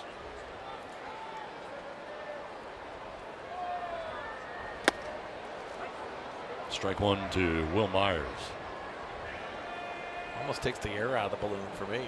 When you think about what a moment that is after your first major league hit. I mean, you think about it, if that homer would have held, he would have knocked out 2 firsts in one day. You put that in your back pocket and get to playing baseball again. Yeah, I imagine getting those firsts out of the way have got to be huge. First everything, really. Everybody I've talked to, including my including my own experience, I think that's the first thing on guys' mind. Get that first hit out the way first. For a guy like me, the first home run was something I was not thinking about at all, because that's not something I did a lot. But for guys who do it, yeah, you want to get the first hit, first homer out of the way. Myers taking it the other way, but right to Cruz, who moves over to make the catch, 2 down. You know, I think the hardest thing, guys, is mentally getting back to where it's the team game and you're individually just contributing.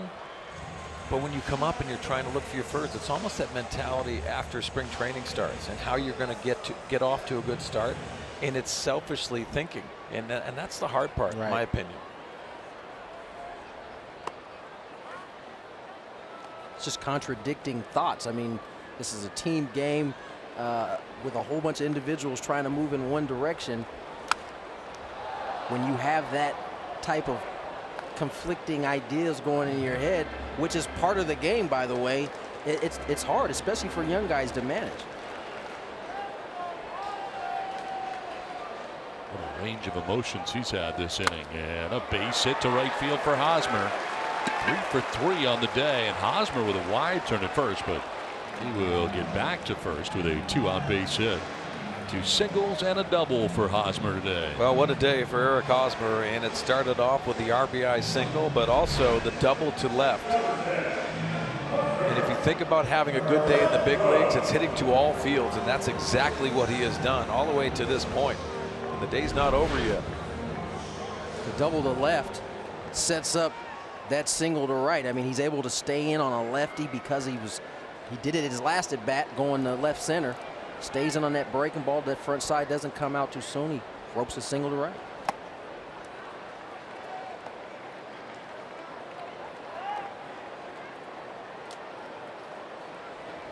Hosmer held on at first by Healy with 2 down, and Hunter Renfroe, a sac fly and a 3-run home run will lift a fly ball to right field, where Nelson Cruz is out there waiting, and he puts it away to end the inning. We played 4. Padres enjoy a 7-1 lead.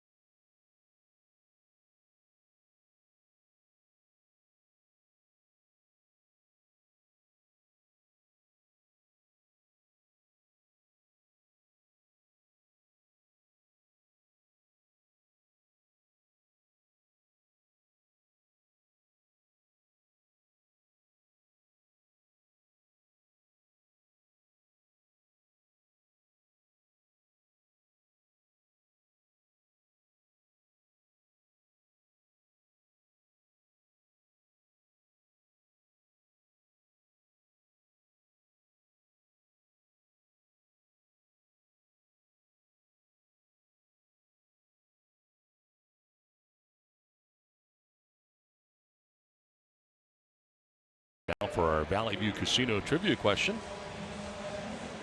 Luis Urias hit .420 for the month of August at El Paso. How many times did Tony Gwynn hit at least .400 in a month in his major league career? Minimum of 50 plate appearances. We can No ask pressure. Tony Gwynn Jr. if he knows the answer. I don't. Don't be afraid to follow your dad. Wow, I thought somebody, if anybody would know, it'd be Tony Gwynn Jr. He's put up quite a few numbers. It's hard to remember all of them. Well, tweet us your answers by the end of the inning using hashtag Valley View Trivia, and maybe you know because Tony Gwynn Jr. does not.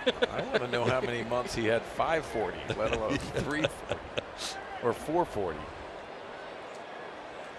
Cameron Maben takes a hack, fouls it back, and it's 1-1.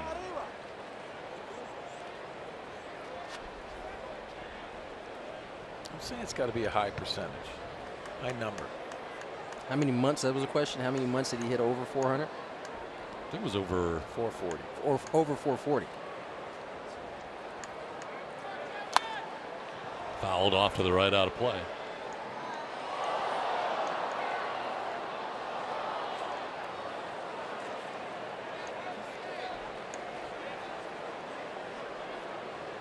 Yeah, you got to hit over 400 for the month. How many times did he do My that? guess is I'm gonna give 6. I'm going north of that. Strike 3 call. That's 3 straight strikeouts now for Lucchesi. Maben goes looking. 6 Ks in all for Lucchesi. Joey Lucchesi needs to establish that fastball in. He's done a much better job to his glove side, in my opinion, today. And Austin Hedges sticking at the top of the zone. I'm sorry, Swing Dog. I'm thinking, what, in 94 alone, he would have had at least 4 months. Good point. Over 400 to I'm be. thinking it's over 20. Yeah, I'm nowhere close when you say 90. You think about that. I mean, I forgot about one season 94. alone. And there's 6 months of that season. Hey, you're in the running for Son of the Year. I never broke a season down in months. It was always the whole year. So it kind of missed out on that. But your 94 point is a good one. Okay, just thinking Yeah. out loud.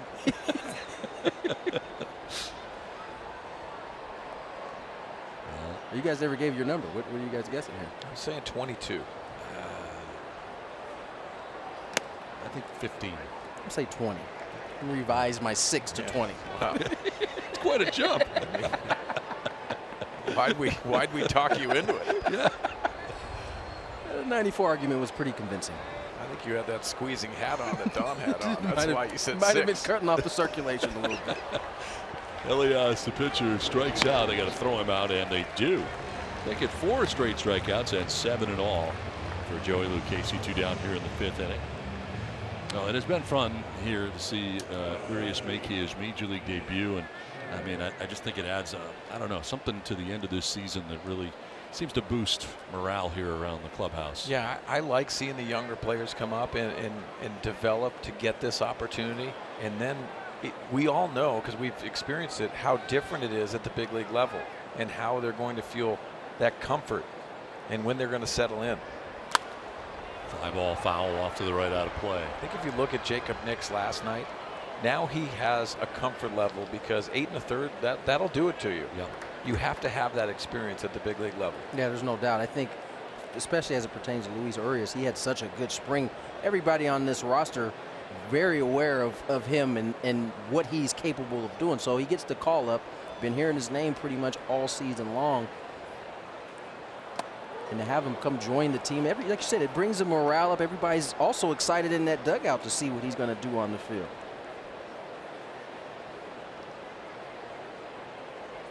Pitch 75 coming up for Lucchesi in his outing. Really settled into it very nicely after kind of a tough first inning.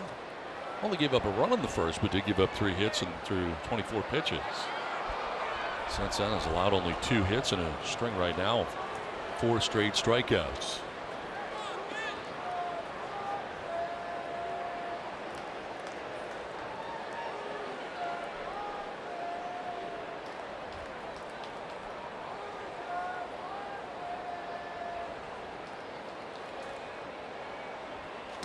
swing and a miss, and make it 5 straight strikeouts. 8 in all. Padres enjoy a 7-1 lead.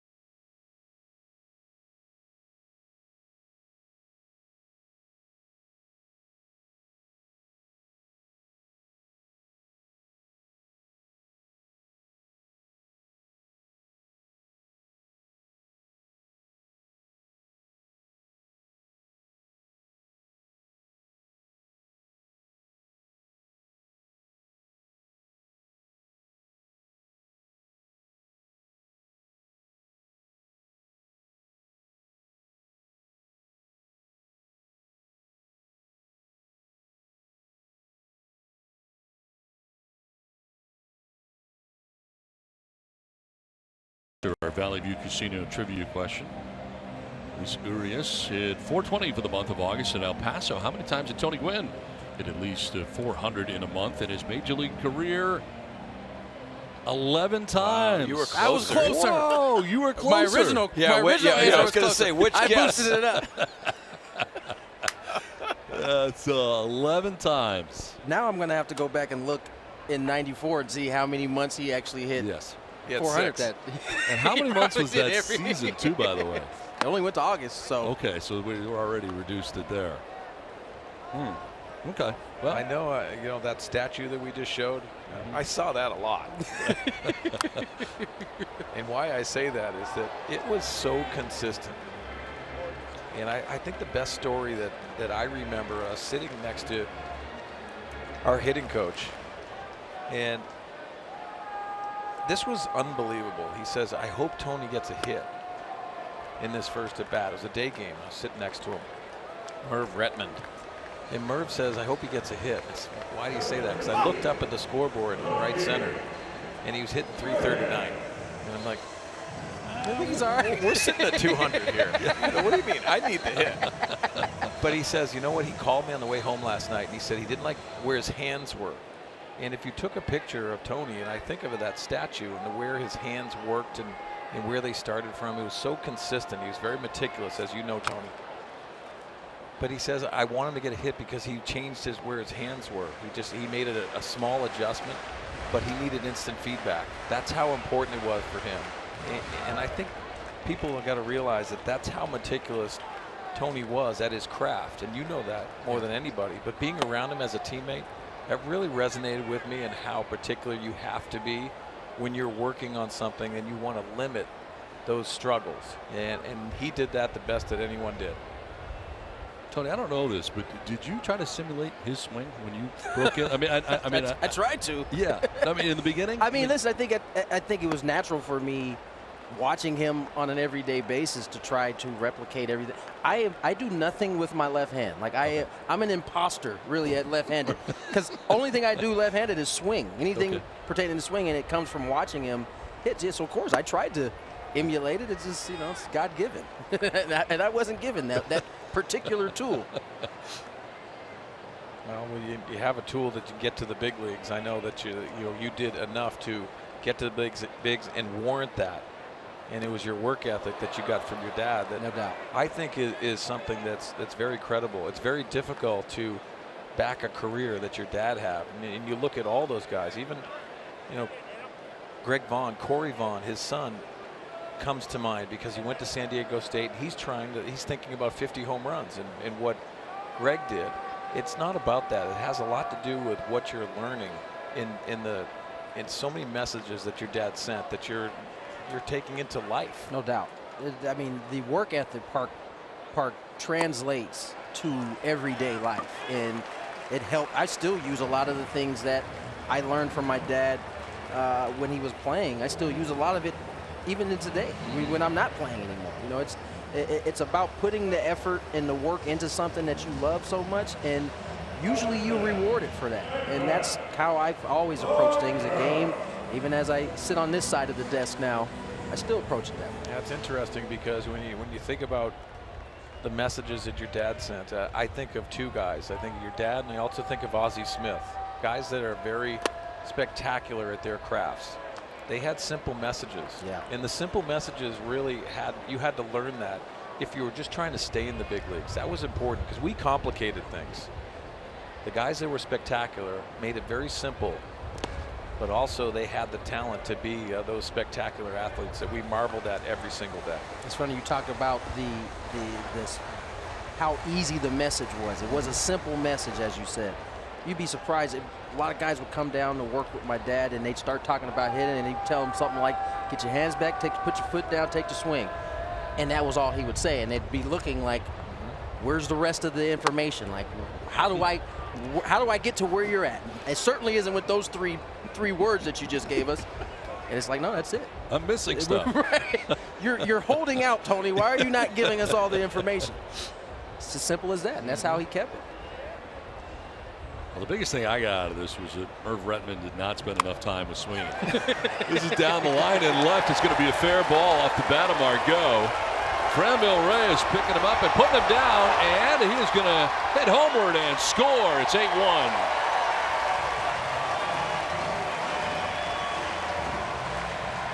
To second goes Margot, and the Padres add on here in the 5th inning.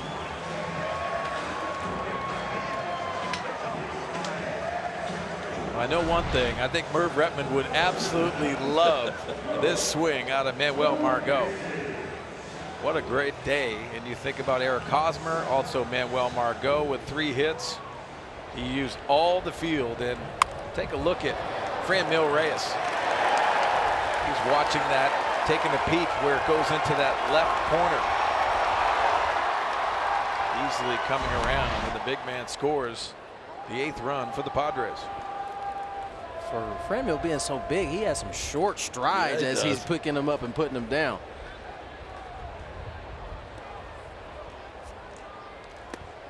Joey Lucchesi. Franmil scoring all the way from first base. Looks like he's in a Bikram yoga studio.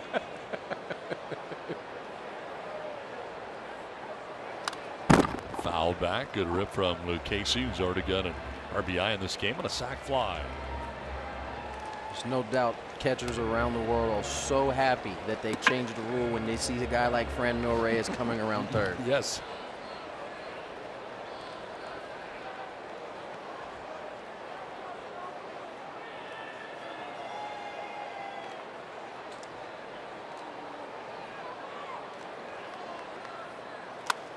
Popped up foul off to the left out of play. No, Don, come to think of it, Mel, I didn't get any work from the hitting coach. He got his mind thinking over here. I didn't mean to upset you. I mean, he didn't take any time for the pinch hitter. Why would he? Right. I mean, well, he's concerned about 340 for Tony, but I'm going to call Merv after this game and say, you cheated me. Yep. I mean, he really didn't. He soft tossed to me more times than anybody. Strike called, and Lucchesi strikes out for the second out of the inning.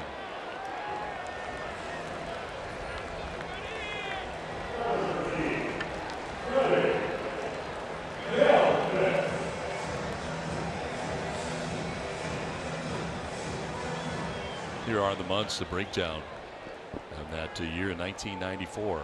You look at August, 475 as the season's winding down. He struggled in July, 370. Clearly something was wrong with him at that point.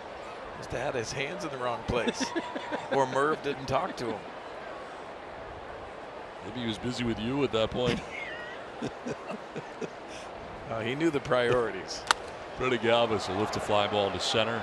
Cameron Maben started back. Now he comes in and makes the catch that ends the inning. Another run for the Padres. They take an 8-1 lead to the 6th inning.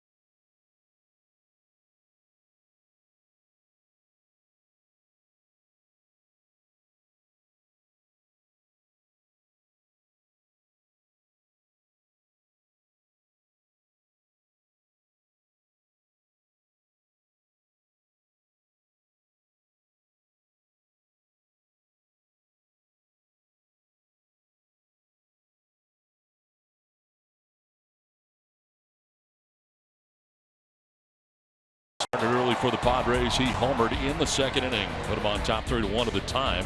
And Luis Urias getting his first major league hit to right field. To set the table for Hunter Renfroe to come up and hit a 3-run home run. The Padres score 4 times in the 3rd inning. Would add another run in the 5th and enjoy an 8-1 lead. As we venture into the 6th inning back at Petco Park. Padres winning here game 1 of the series last night, 2-1 in a tight-knit affair. Padres enjoying a 7-run lead here today as we play day baseball. And Gene Segura leads it off for the M's.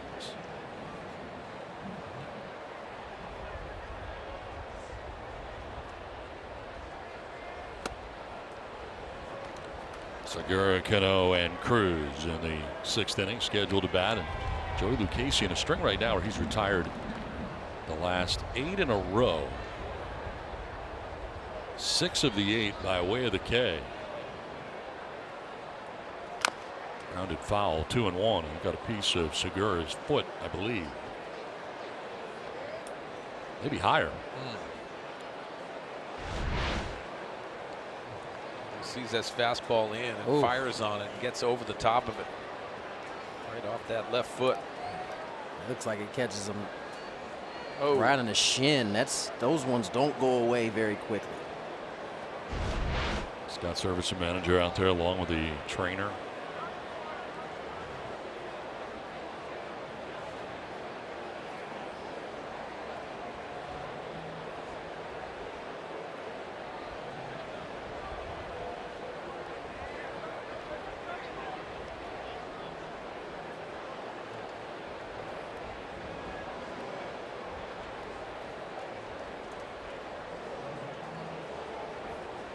Certainly one thing to get jammed and foul a ball off your foot. When you barrel a ball up, those just don't go away very fast.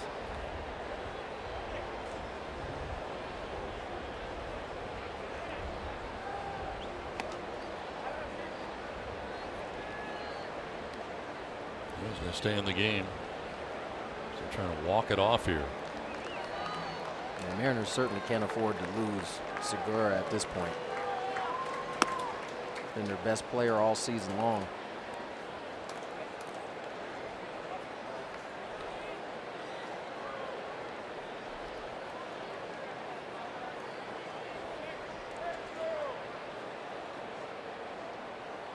Segura back in there with the count of 2-1.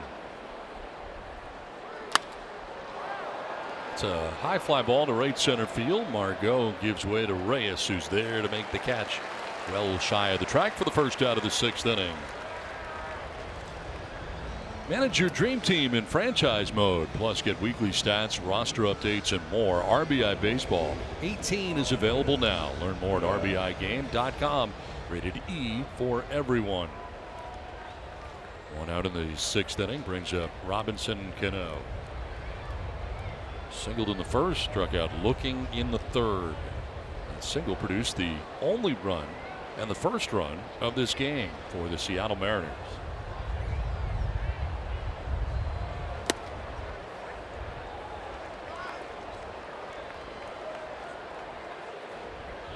Total pitches for Lucchesi. 52 of them have been strikes. So he works with one out here in the 6th inning. Far more economical through the middle innings than he was through the first 3.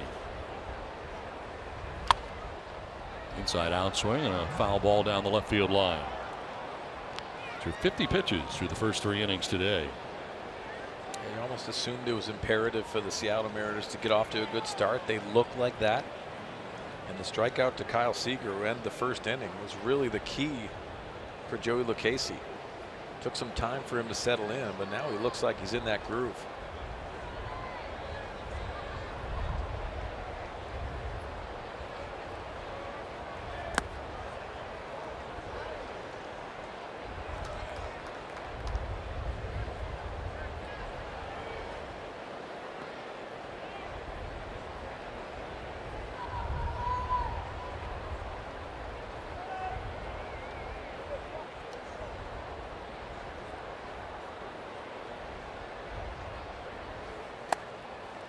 High 2-2.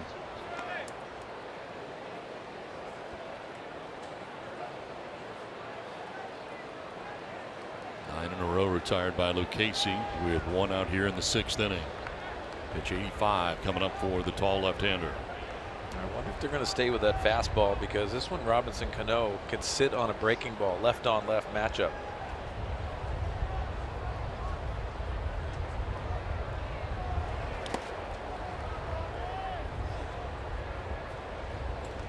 There's not many guys in the game that could sit on an off-speed pitch and foul off a fastball.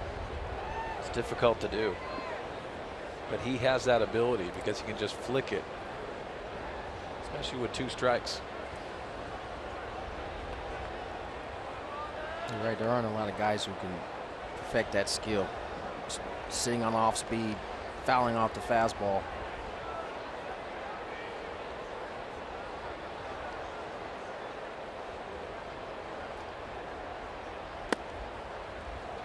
Ends up walking him. That breaks up a string of 9 in a row retired. A one-out walk here in the 6th inning. And that is the first walk of the game allowed by Lucchesi. Well, time for the Kia drive to success. You got Nelson Cruz coming up here for the M's. Most home runs since 2009. He is the top guy. Nelson Cruz with 333 home runs since 09. Pujols at 314. Encarnacion recently activated by the Indians, 310. Carlos Stanton 299, and Jose Bautista, who's now a Philly, correct? Yes. This is in the air to deep left field. Back goes Renfroe on the track front of the wall to make the catch for out number 2. Back to the bag at first is Cano. Cruz made a bid, but he's out number 2 with the 6th inning. Off the bat that Joey Lucchesi thought that ball was out. See that fastball, hunting that fastball after the walk by Cano. And Cruz knew he missed it. Yeah. Like didn't have that sound. Looked like he caught it off the end just a tick. He's the one guy in this lineup that has really taken good swings every at bat. Padres were fortunate enough yesterday to keep him in the yard except for the last at bat. But even his previous 2 at bats before that he squared some balls up. 2 down for Ryan Healy. 1 for 2, had an infield hit in the 1st inning, grounded back to the mound in the 4th inning. Padres have action for the first time. Troy Wigginter is warming in the pen.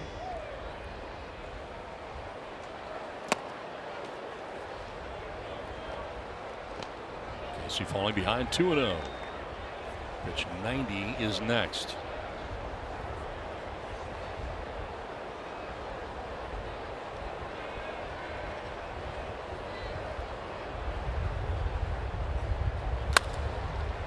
Popped up shallow right. Urias headed out there and will make the catch. That will end the top of the 6th inning. 8-1 Padres.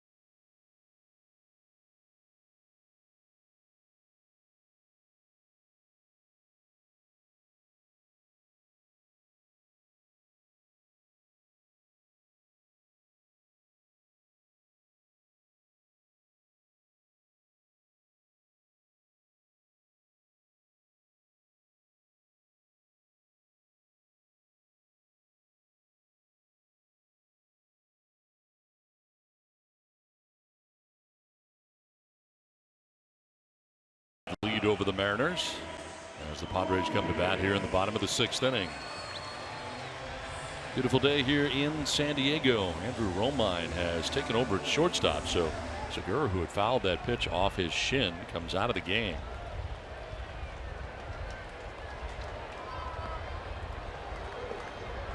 Luis Urias leading it off here in the 6th inning.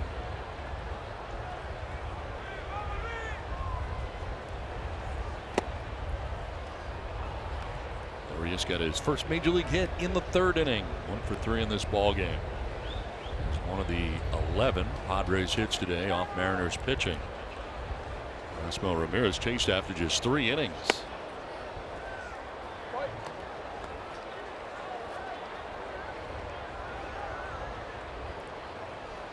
Urias, Myers, and Hosmer scheduled to bat here in the bottom of the 6th inning. Line down the left field line, and that is to the wall on a couple of hops.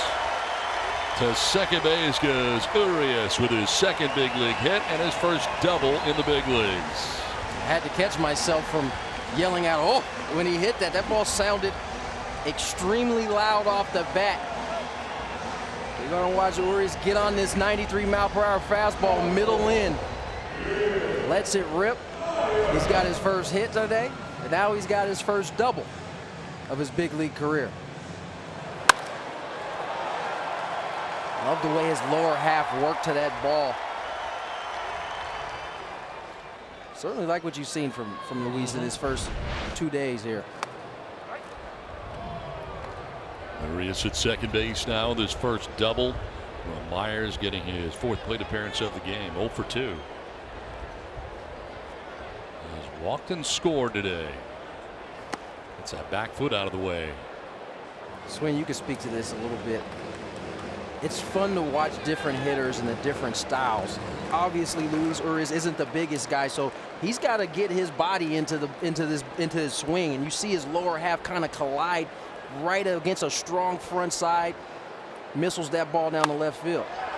Softly lined to Romine, who makes the catch at shortstop for the first out of the inning. You know what I think the challenges are going to be, guys, and it brings me back to a guy that the Padres fans know, Sean Burroughs, 3rd baseman that could just he could hit, and it wasn't power, but so many people talked about the home run ball that he tried to convince himself he was going to have to hit for home runs.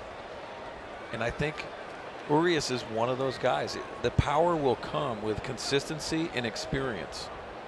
in going against guys, but just hit the ball to all fields. Go out there and do what your strength is.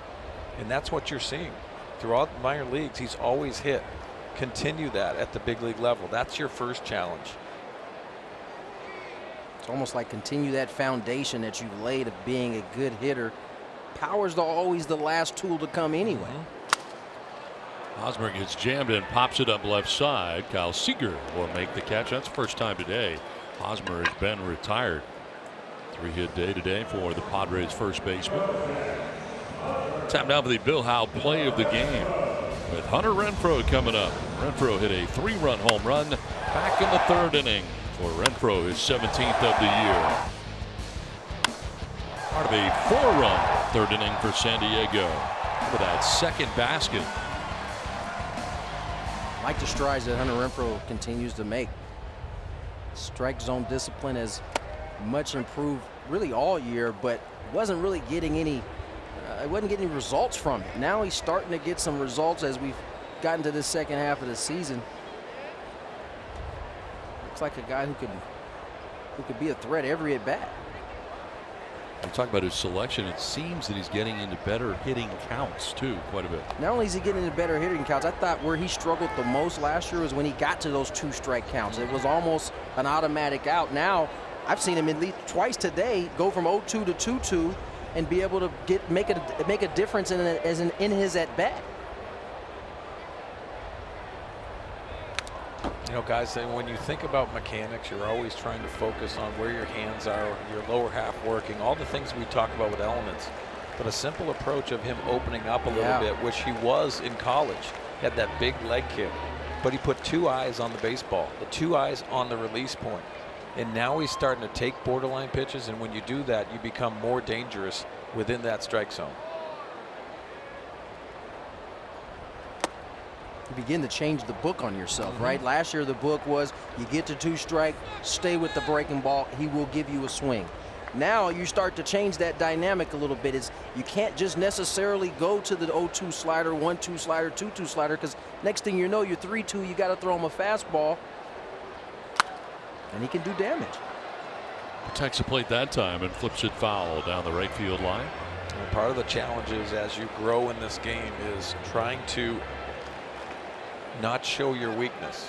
If you show your weakness where I'm taking a first at bat and I'm swinging at a changeup down and away, they know they have that pitch in their back pocket. If you stay within the strike zone, you stay with your strengths, you're going to get some mistakes.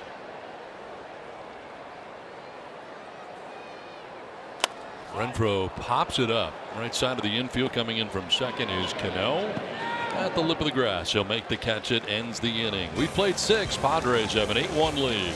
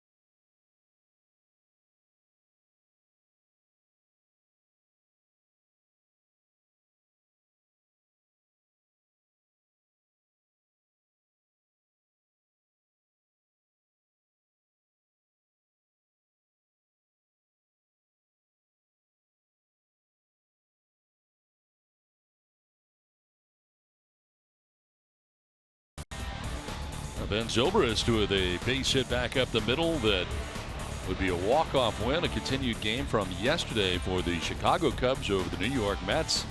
They win game 1 of their day today that Jacob deGrom had started yesterday. 8 innings for Jacob deGrom, 10 strikeouts. He continues to build his case even without that record for the Cy Young Award for the National League. Kyle Seager going to lead it off here for the Mariners in the 7th inning. Padres are shifting on the right side on him. Lucchesi back out there again. Just to begin the inning. Trey Wigginton still warming in the pen as he was last inning. 91 pitches for Lucchesi, dealing with his first hitter of the 7th inning. Tad low, 1-1. Struck out Seager twice today. 8 strikeouts in all for Joey Lucchesi.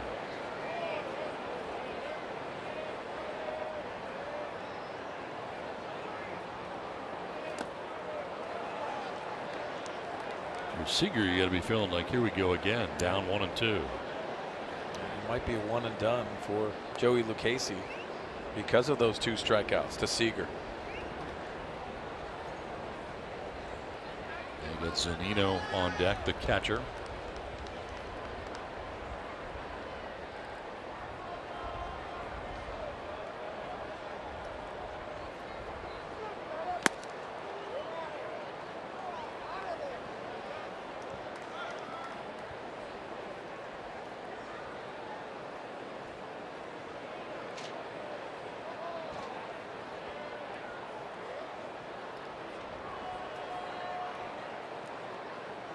Two pitch. That's outside for ball 3, full count.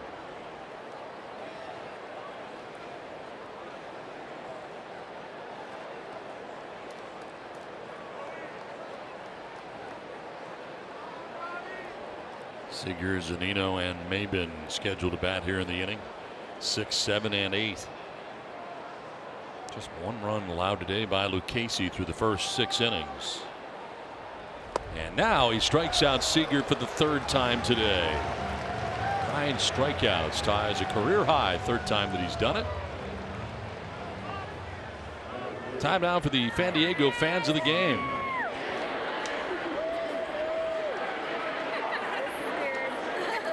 Enjoying Padres baseball. Padres on top 8-1. 9 strikeouts today for Lucchesi. Again, that ties a career high. 3rd time that he has done it. 1 down, and here is Mike Zunino.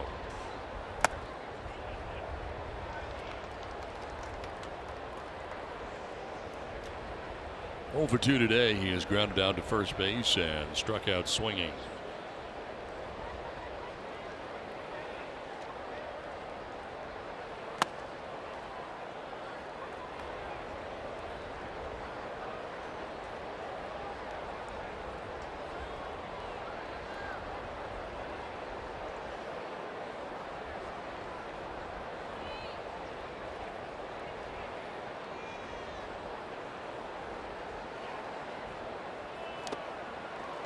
Two and 1. Lucchesi getting a little deeper into this game. Last time out 6 innings, giving up the 2 runs. Career high is 103 pitches for him. This will be pitch number 100 for Joey. 103 was all the way back in April at Arizona. Down the right field line and foul. Uncharted territory for Joey Lucchesi, but I like how Andy Green is taking his spots and looking to extend him.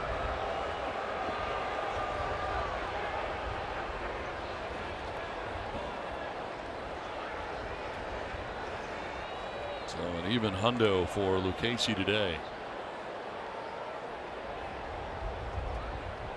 2-2 to Zunino. Fly ball left field. Manfred started in, now backpedals a step or 2 and handles out number 2 of the 7th inning.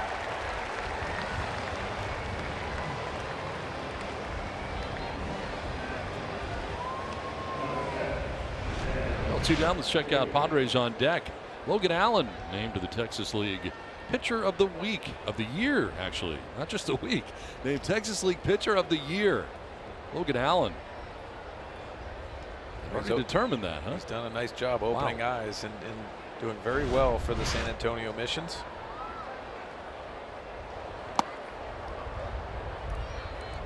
Logan Allen came in that Craig Kimbrell trade from the Boston Red Sox. Manuel Margot. 1-0 pitch fouled back, and it's a ball and a strike.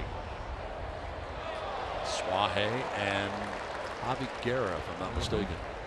Javi Guerra doing a much better job at shortstop in AAA El Paso. Think about trades like that. Craig Kimbrell goes to Boston, where it's win now. And just maturing and being able to develop some of these young stars in the making. Maben 0 for 2 has grounded out to third and struck out looking.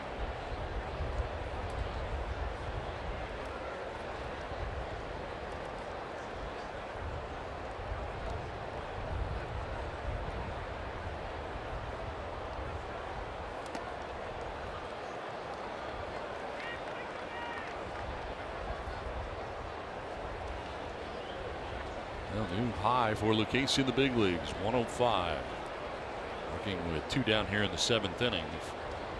Through the 7th, you're really in good shape here.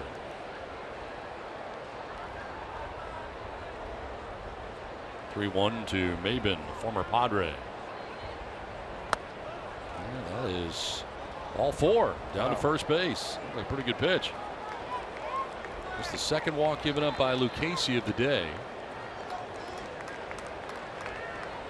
The pitcher Elias coming up again, so he's staying in this game. Yeah, this is surprising. Down 8-1. You're having your pitcher hit. Second time that he has batted. Struck out swinging in the 5th inning. Here he is now in the 7th. We had a scenario a couple homestands ago, and I talked to the TV booth next door, and I said, why didn't they make that switch with the relief pitcher? And they said win probability. I said, what? I said, that's what they do. It's a win probability, and maybe that might be a scenario here. Line down the left field line. It's going to be a fair ball. Renfroe over to grab it, and he boots it. It gets through him, and the runners will advance. Another base. Maben to third, Elias to second base. And that'll be an E7 after the single by Elias to left field. So Renfroe charged with an error down there. And here comes Andy Green. So they're going to let him face the pitcher in that instance, but that's going to do it. And of course, today, Lucchesi throwing more pitches than he ever has at the major league level. 108 his total today. And so far, charged with just the 1 run. Working into the 7th inning, Trey Wigginter will be coming into this game. The pitching change from Petco Park with the Padres on top 8-1.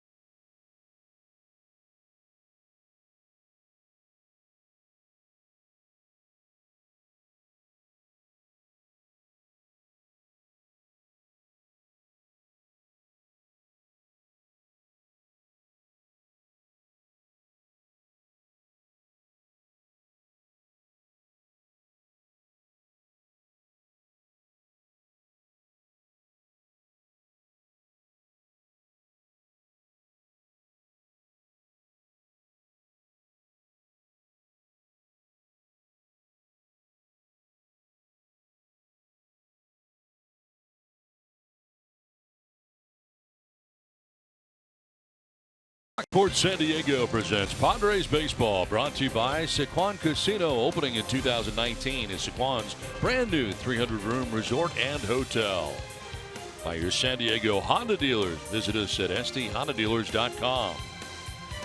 And by Jack in the Box. This season, Padres home run score, free Jumbo Jacks, only at Jack in the Box. 2 down in the 7th inning. Pitching change. Joey Lucchesi comes out of the game after a new career high 108 pitches. And into the game comes Trey Wigginton. Oh, he was fabulous up at Chavez Ravine against the Dodgers. Pitched himself into trouble and then struck out the side to get out of the inning. 9th appearance for Wigginton. 2.16 earned run average.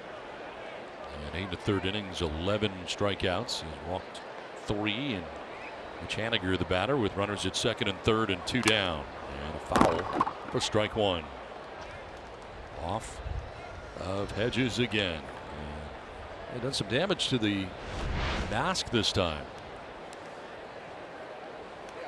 Well, the scary thing is it picks up speed after that foul ball by Hanniger.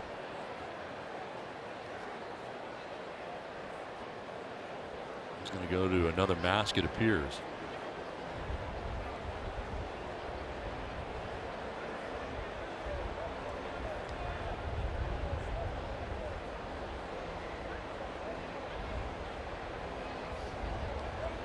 It's interesting. He goes back to that old style mask.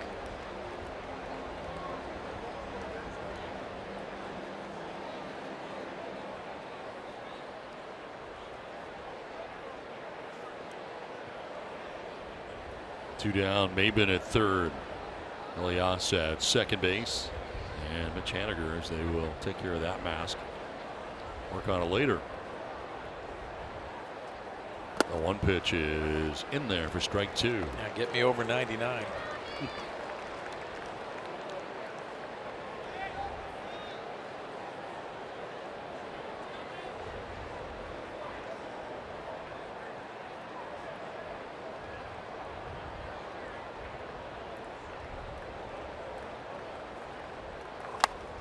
Sprayed foul off to the right, out of play.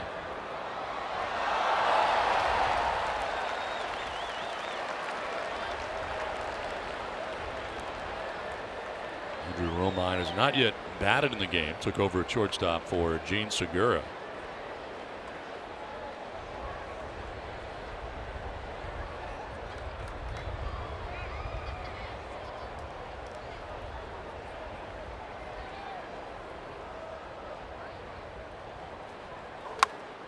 Fouled again to the right, out of play. A heavy dose of fastballs to Haniger.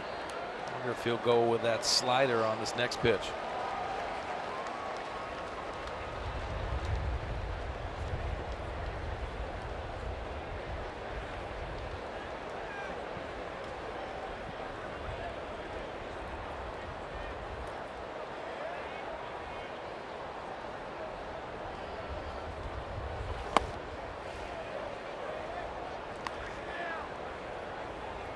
Sometimes you show that velocity, you speed them up, and then you slow them down with that breaking ball.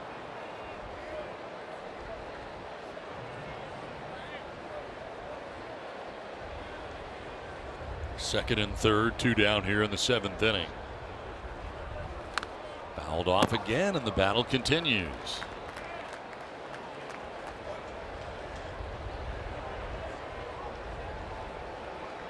Lucchesi responsible for the 2 men on, and Maben at 3rd. Elias at 2nd base. So far charged with a 1 run way back in the 1st inning. 8-1 Padres on top here with 2 down in the 7th. And a 1-2 pitch to Haniger. Fouled off again to the right, out of play. 8th pitch coming up for him in this plate appearance.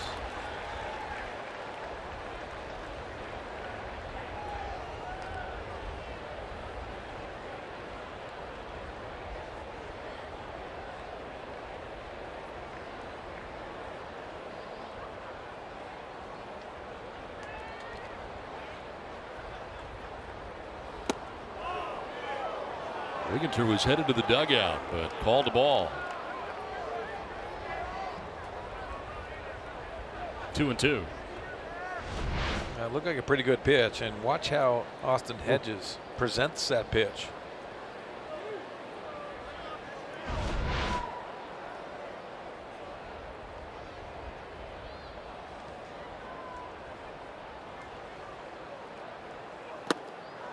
Yanks that one in at 99. It is now a full count.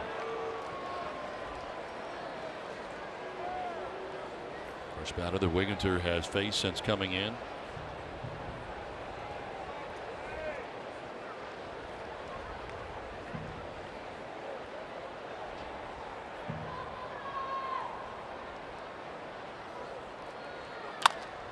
Left side, it is cut off by Myers. The throw is high, but Hosmer kept the foot on the bag for the out and gets him out of the jam. Wigginter able to get Haniger. 8-1 Padres.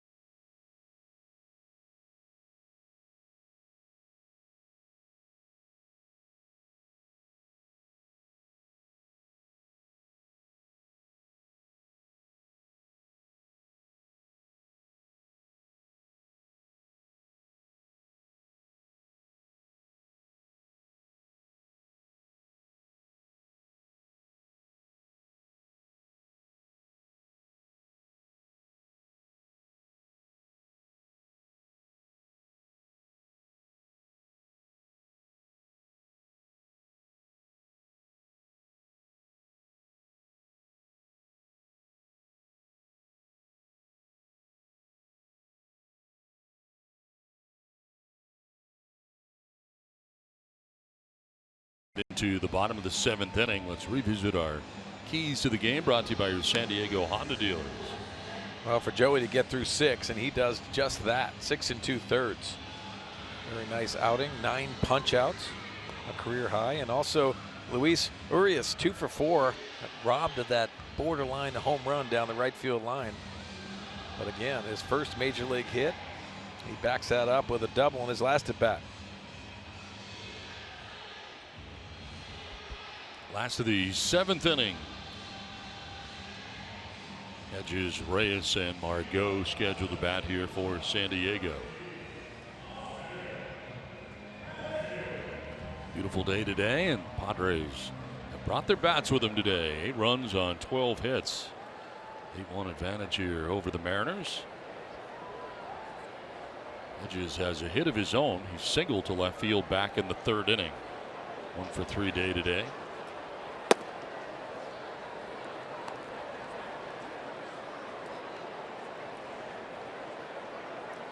Urias back out there for his 4th inning of relief. Popped up left side. Shortstop Romine for the first out of the bottom of the 7th inning. This copyrighted telecast is presented by the authority of the San Diego Padres and may not be reproduced or retransmitted in any form.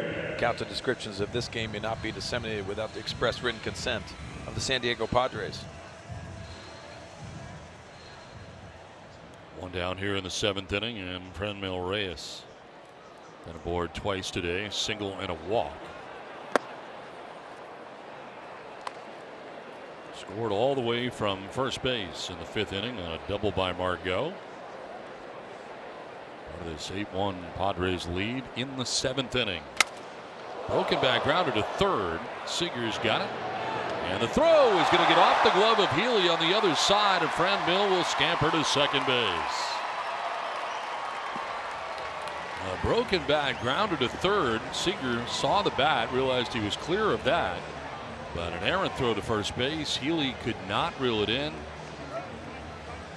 And it's an error, charges Seager down there at third. Yeah, I think the bat had a lot of influence on this play. Kyle Seager, you can see this bat blows up off the end of the bat. Well, that piece of the bat goes towards third base, and Seager takes a look at it. His feet really start getting flat-footed, and he airmails this up the first base line. Pinch runner for the Padres as Franmil Reyes' day is over. Travis Jankowski.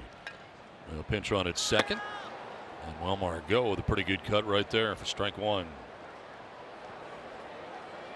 3 for 3 is the Padres center fielder today. Home run in the second, a single in the third, a double in the fifth inning.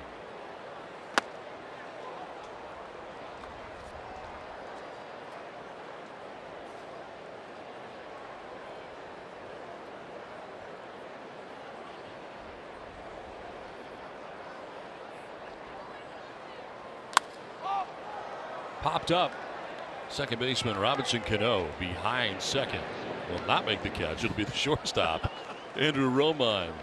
Cano deking us at second base like he was going to catch it, but it is Romine who makes a grab. 2 down. Pitcher spot is due. Trey Wigginter scheduled the bat, but it's going to be Jose Perella instead. Pinch hitting.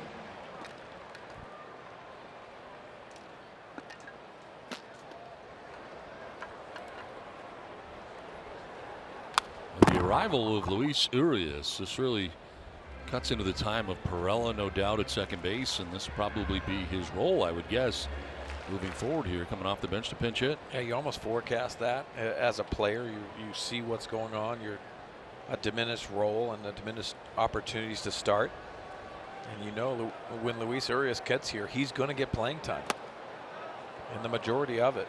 We've also heard that he might even shift over to shortstop and have a take a look there. This is evaluation stage.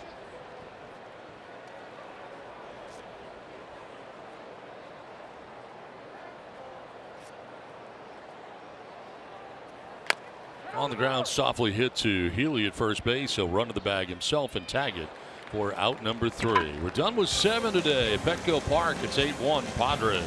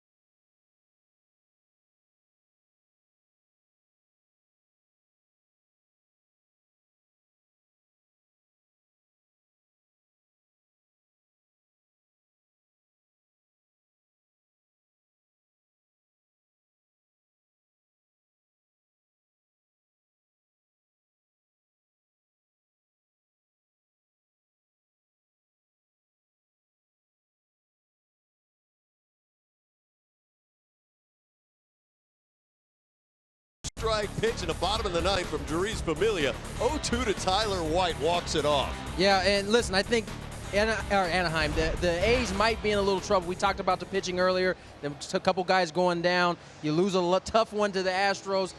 Their time is running out. They got it. I know this is a still close division, but their time is definitely running out. Well, they're 2.5 back right now of Houston. They can get even, but they can't seem to quite get over that hump, yeah. right? And they are, though, 5 games up for the second wild card over the guys you're watching today, Seattle, who frankly looks DOA in the 2 games that we've seen them here. Tony and I working on Padres Live, the post-game show brought to you by Cox Communications. Guys, when we see after the final out, we're going to see what has been the key to Hunter Renfroe's August success. And I understand that this Luis Urias fellow has had himself a nice afternoon, so probably have to talk about that as well when we see after the final out. All right, Mike and Tony, thanks very much. We play along here to the 8th inning, and Colton Brewer is a guy we haven't seen in a long time. Yeah, reinstated from the 10-day DL yesterday after nursing a strained oblique. Did pitch 4 innings in El Paso on a rehab assignment. Made his major league debut April the 12th against the San Francisco Giants. Allowed 4 runs, none earned. 3 innings worth of work to begin his major league career. It's been a long road back for him, but he is here for the Padres. And into the game, pitch the 8th with a 7-run lead.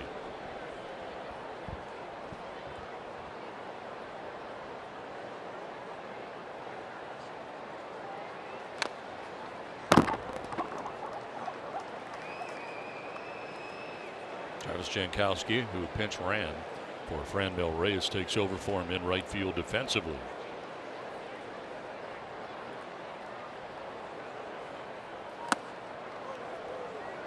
Trey Wigginser faced 1 hitter. They got Mitch Haniger to ground out to end the 7th inning. So Lucchesi for 6 2/3, allowing 1 run. Wigginser at 3rd, no hits, no runs. Opposite field, and a base hit drops in for Andrew Romine. Leadoff single in the Mariners' 8th inning.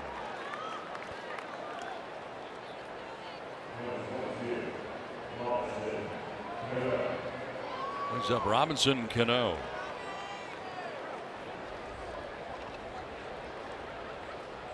Aboard twice today, a single back in the 1st inning. Struck out looking in the 3rd, walked in the 6th inning. That single in the 1st drove in the only Mariners run today. And at the time, put Seattle on top 1-0. They have not scored since.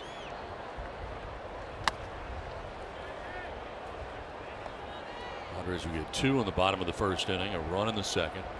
4 in the 3rd inning, including the 3-run home run by Hunter Renfroe, and an additional run in the bottom of the 5th inning. We've got an 8-1 lead.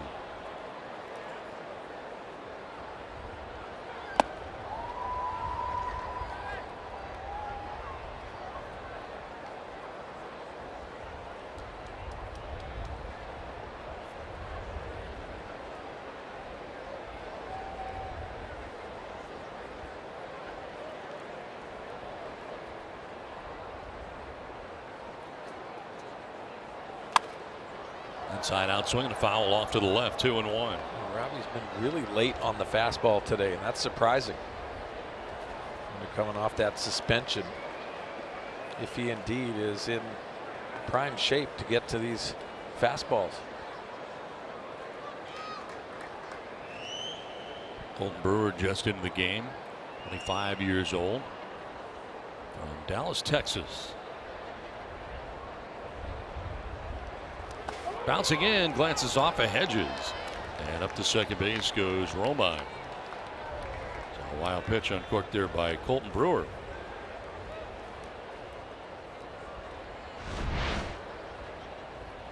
Looks like the breaking ball that he pulls on that glove side. Austin Hedges does all he can do to try to keep that ball in front, and Romine scoots into second base.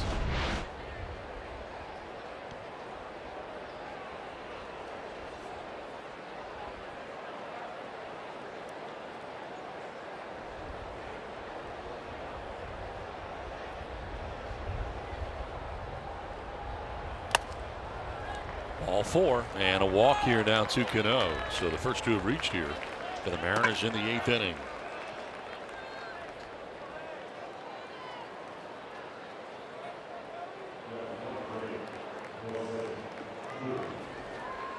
Aaron Balsley conferring with Andy Green and getting on the phone.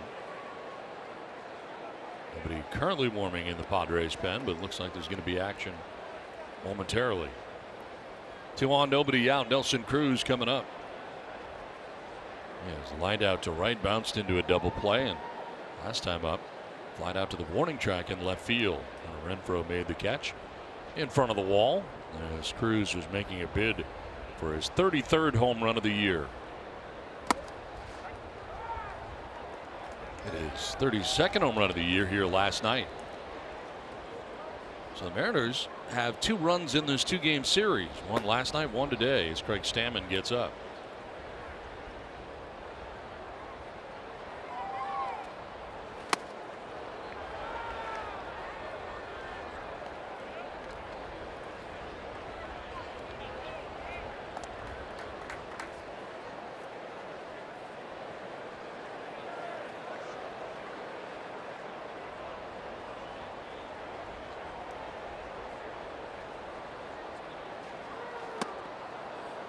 Ball 2, 2-1.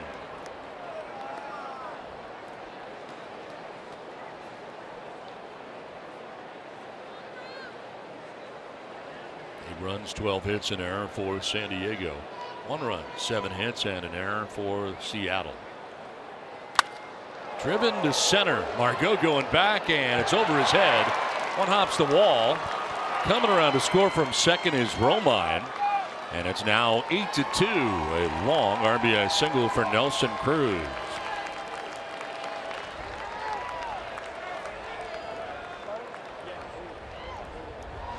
When you get in the hitter's count, you can see you can hunt that pitch, especially the ball elevated.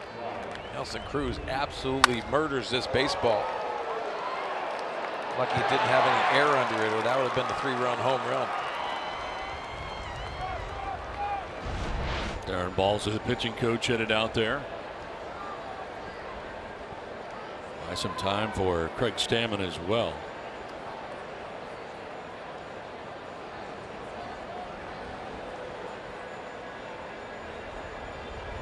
Two on, nobody out, run in for Seattle.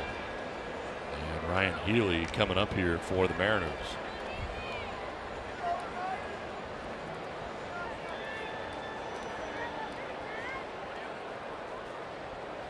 One for 3 day today for the Mariners first baseman. And the infield hit back in the first inning. Since then is grounded back to the mound and popped out to second base.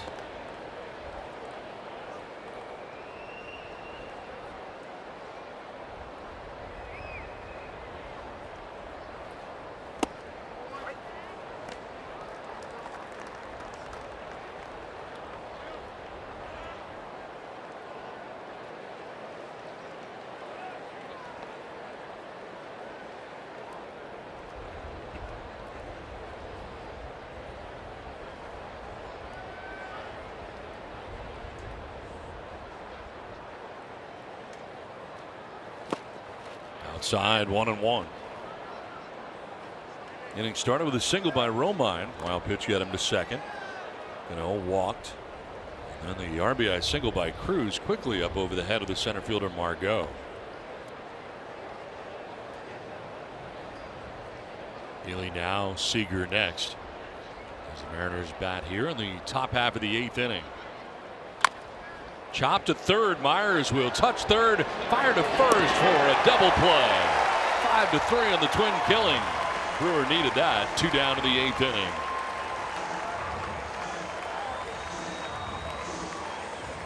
Oh, you're right, Don. He definitely needed that. Made a good pitch down in the strike zone and gets Healy to ground out perfectly to the third baseman Will Myers, and on the run, getting that big double play.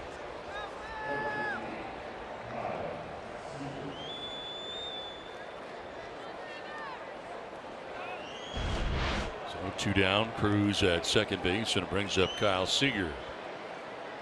0 for 3. He's glad to see Joey Lucchesi gone. He struck out 3 times against the tall left-hander.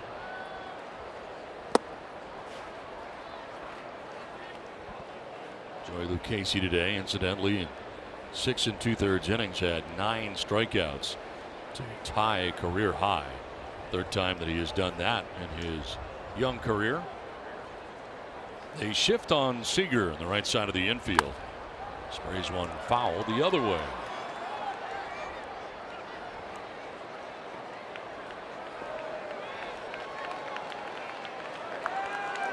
There's Galvis on the right side with Urias and Hosmer.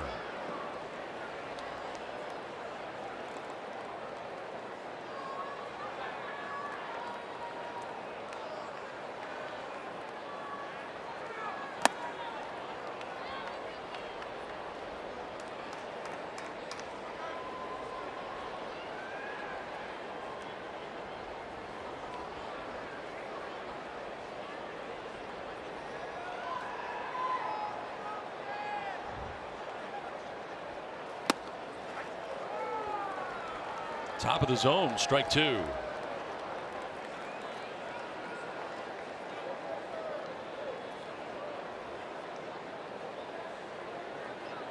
Nelson Cruz, second base, 2 down, a run in for the Mariners here in the 8th inning. I wonder if he goes back to that secondary stuff too. It's been giving Seager fits.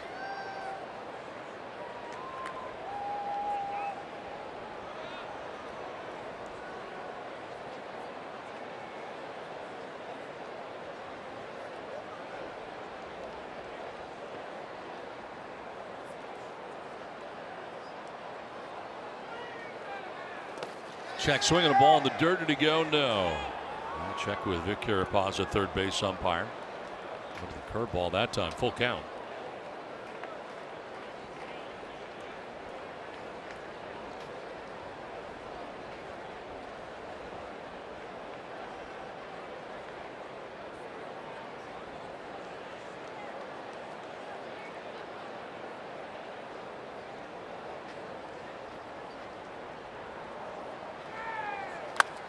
Line to the gap in right center field. That'll get down. Around from second base comes Cruz.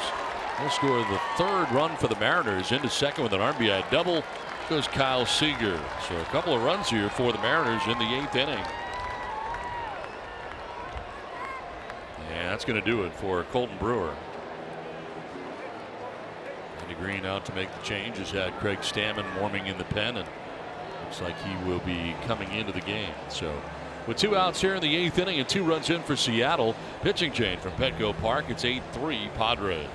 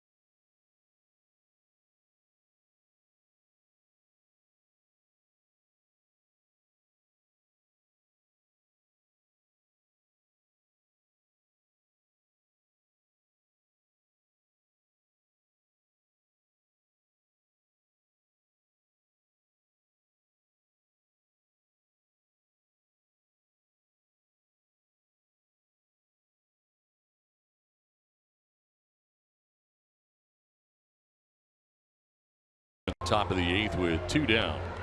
Colton Brewer leaves the game. Craig Stammen checks in here. Andy Green's workhorse out of the bullpen, and he has been so good and typically very good after the All-Star break. He's held opponents scoreless in the last 17 of 18 games.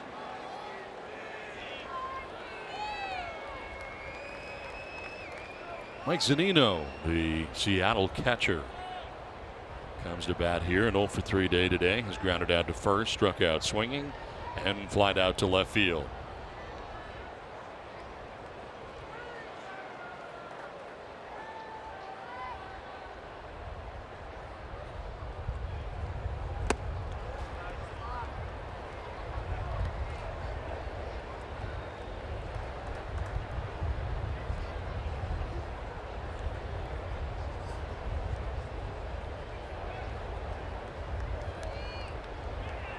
Seager at second base just drove in a run with his double.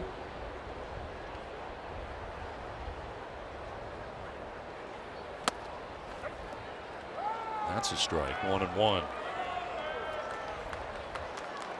So Stammen becomes the 4th arm used today by the Padres.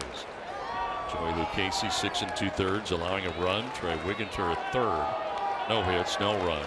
Colton Brewer He was still responsible for Seager at second base, charged with 2 runs. Now Craig Stammen.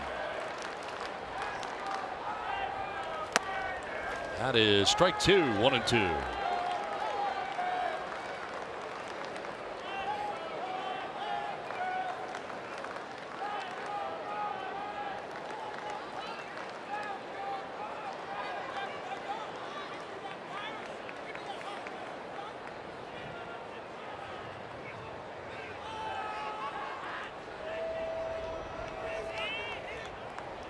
Time called. Stammen wants to see the signs again.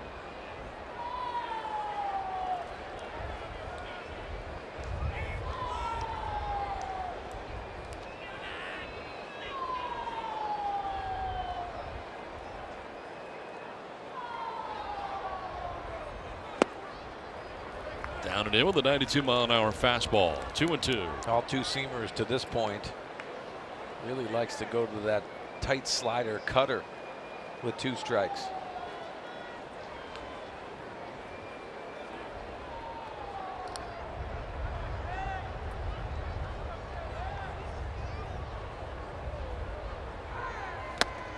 Strike 3 call, frozen to end the 8th inning. 2 runs for the Mariners, but it's the Padres on top 8-3.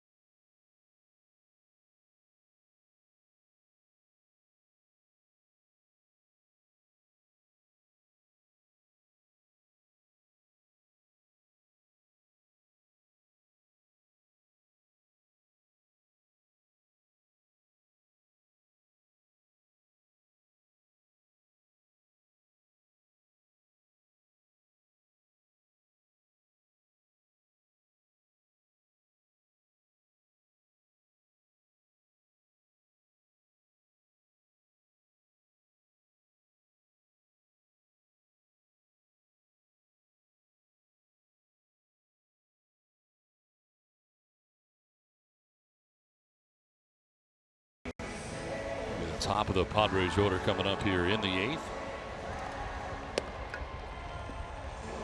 Freddie Galvis, Luis Urias, and Will Myers scheduled to bat in the 8th inning.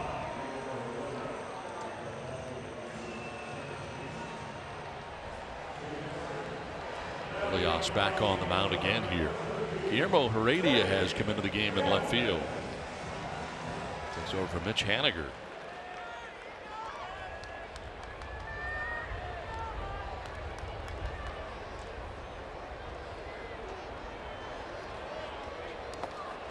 Haniger has moved from left to right, as it turns out. So Cruz coming out of the game.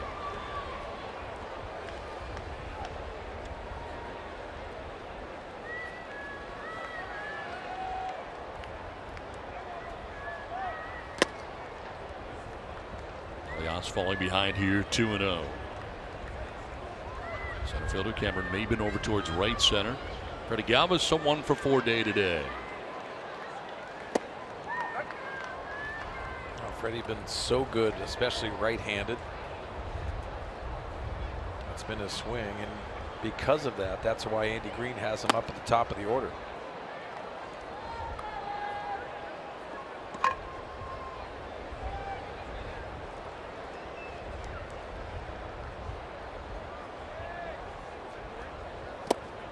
Swing and a miss. Galvis chasing after that pitch. And a full count now. One part of the 1 for 4 today for Galvis, a single back in the first inning. Elias has been in this game since the 4th inning. Fouled back, will do it again.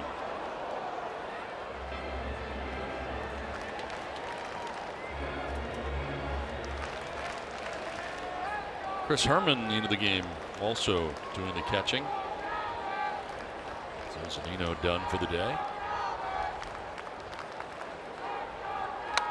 Galvis fouls it off, stays alive.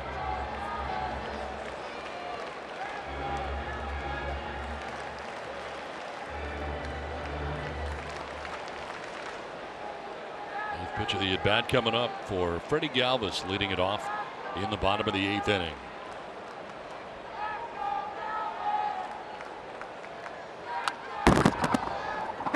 Feels like about 8 hours ago we put those hats on. It's been a while. Maybe it was because it was squeezing our domes so much. Luis Urias, who has his first 2 major league hits today, a single and a double. Payoff pitch again.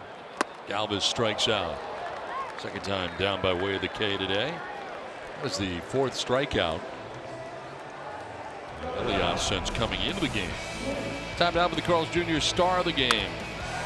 It is Urias, who got his first major league hit opposite field back in the 3rd inning. Double in the 6th inning. Nearly had a home run, but he was reviewed and determined that a foul ball was the call in the crew chief review.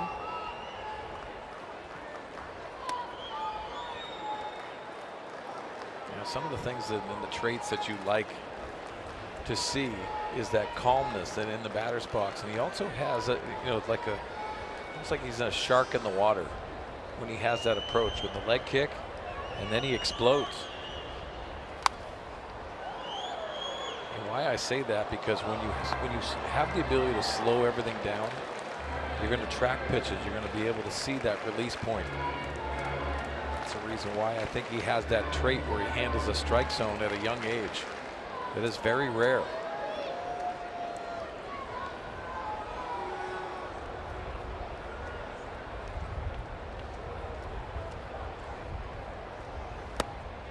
Down and in, 2-1.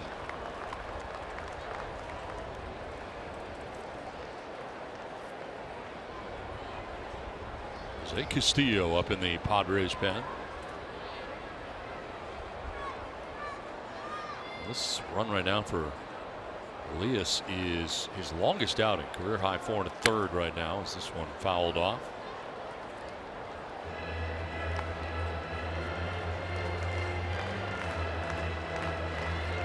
Came in relief of Erasmo Ramirez, who is on the hook.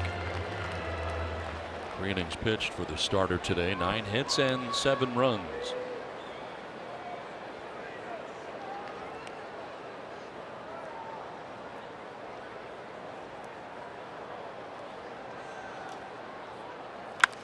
On the ground, left side, under the glove of Kyle Seager. That should be the 3rd hit of the day for Urias. It is indeed.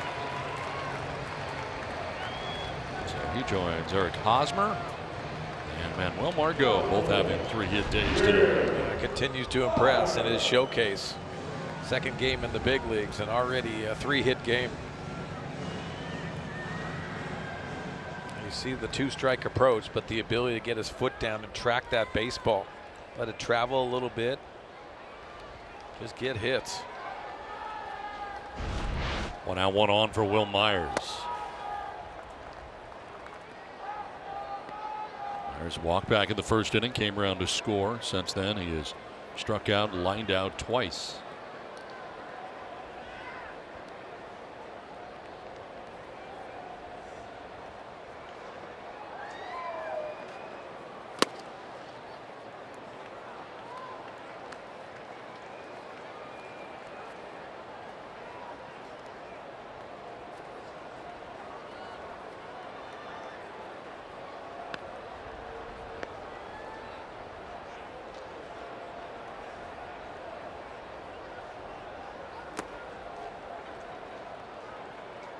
3-0 to Myers.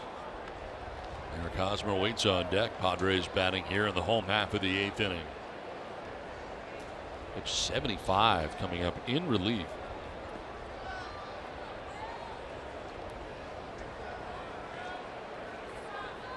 Dennis Elias coming into this game and logging some innings today for the Mariners.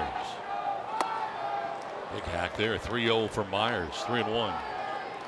Scott Service has to forecast what he can use.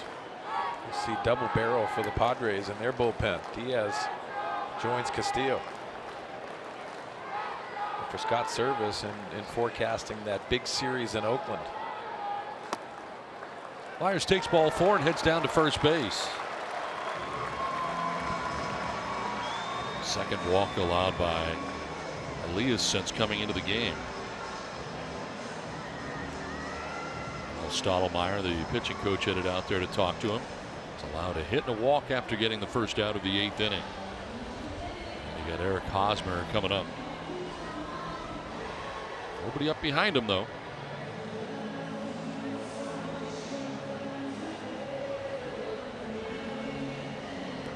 Padres today with runners in scoring position, 3 for 11. They now have Urias at second base. Myers at first, 1 down. Jerry Lane, the crew chief, out there to break up the conversation. Hosmer's been so good today. It has a lot to do with getting that ball elevated. Had some pitches at the top of the strike zone. He's handled them nicely. You could see the 2 singles and the double, but used all the field. See if he looks middle away here again.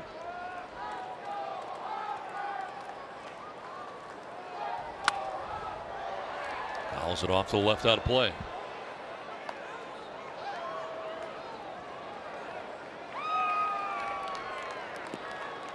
Hit day today for Hosmer. Single to center in the first, double to left center in the third, and single to right in the 4th inning.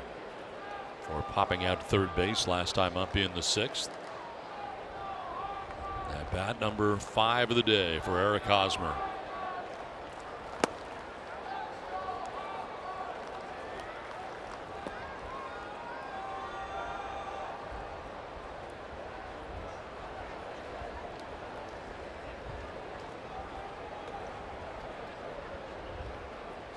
Urias at second, Myers at first with 1 away. Fouled off, 1-2. 95 on the fastball, still getting it up there. Like you said, heavy workload. This next pitch will be number 80.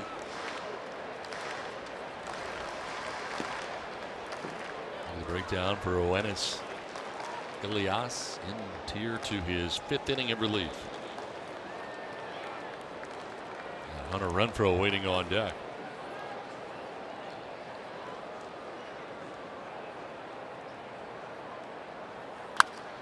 Fly ball foul down the left field line, out of play. Weren't you amazed at how quickly you got home last night? It was pretty incredible.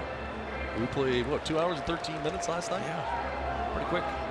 The quickest of the year, in fact. I didn't even know what to do when I got home. What's this thing about time? Time.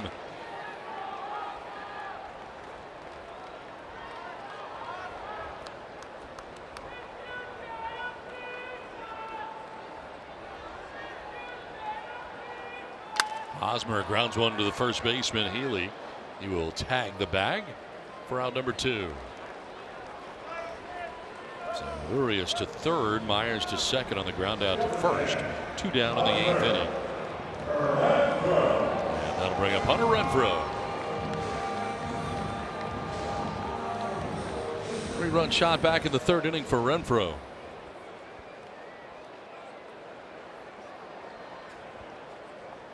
'17 home runs now in the year for Hunter. Also had a sac fly back in the 1st inning, so he's driven in 4 runs today. The 8 the Padres have. And a chance to do more damage with runners at second and third.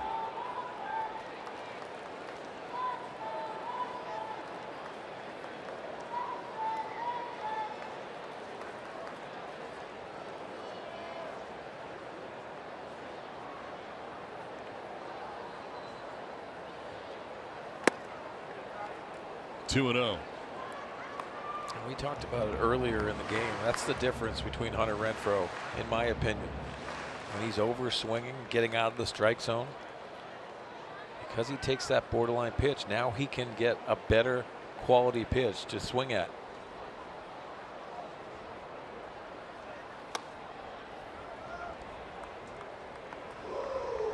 I think the good hitters start minimizing that strike zone down as they get favorable counts instead of extending it, kind of over swinging and trying to hit that monster home run. Austin Hedges on deck. Renfroe, see if he's got the green light here. 3-0. He does and pops it up.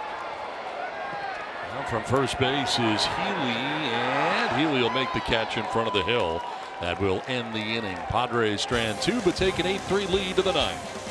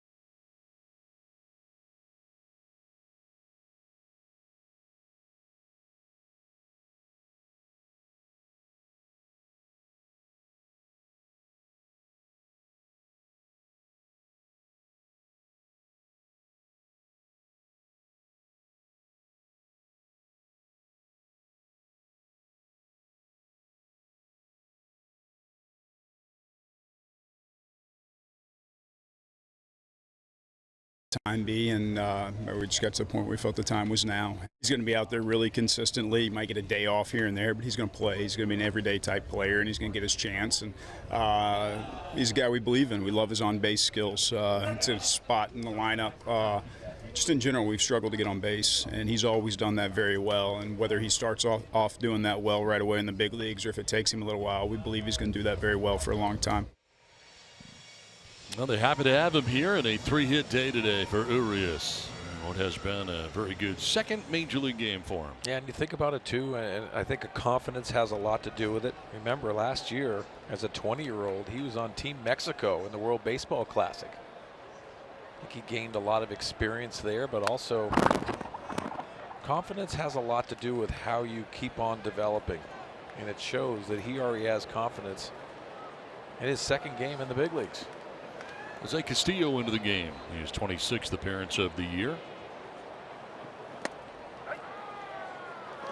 Cameron Maben leading it off. Castillo takes over for Craig Stammen. On a third inning, struck out Mike Zunino to end the 8th. The fly ball headed out toward shallow right center. Urias out there to make the catch. Swung around the wrong shoulder initially, but recovers, ducks back, and makes the grab for the first out of the 9th inning. Well, you can see, like you said, Don, he turned the wrong way, but always keeps his eye on the baseball. Goes back, and that lazy pop-up was easily snagged. One down in the 9th inning, and Ben Gamble coming up. Gamble pinch hitting, and that one just kept chasing him in. A 94-mile-an-hour fastball. Lefties on the year against Castillo. Castillo only hit 100. Done a very good job with them.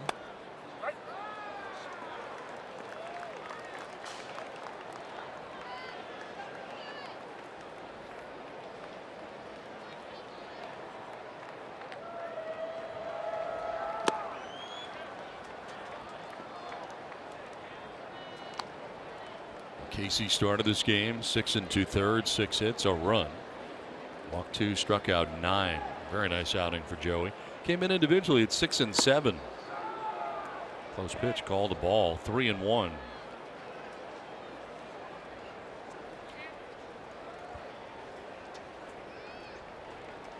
Steele holding opponent scoreless in 9 of 12 appearances. Strike 2, full count. Yeah, that's what impresses me too. 3-1. You think he's going to go with that big fastball that he has. He drops in that slider for strike 2.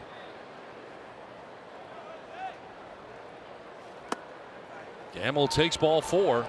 Close pitch, but a ball, and down to first base he goes with 1 out in the 9th. 4th walk allowed by Padres pitching today. They bring up the top of the order, Mitch Haniger, who defensively has moved from left field to right field in this game. Got a double back in the 3rd inning and a 1-for-4 day today.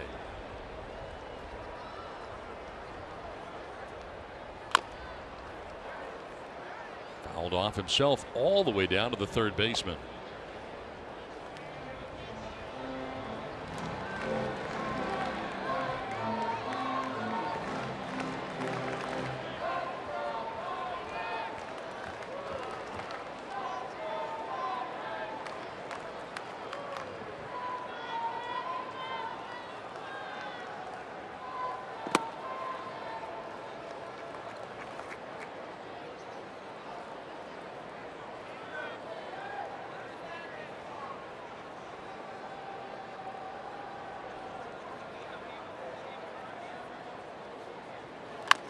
On the ground, foul outside of 3rd. Ball and 2 strikes to Mitch Haniger. Now for Joe Lucchesi today, struggled in the 1st, but got out of it with only 1 run. I thought that was the difference today. Very comfortable. Bob Scanlon talked about the adjustments of his release point. I think he executed that with the 9 strikeouts.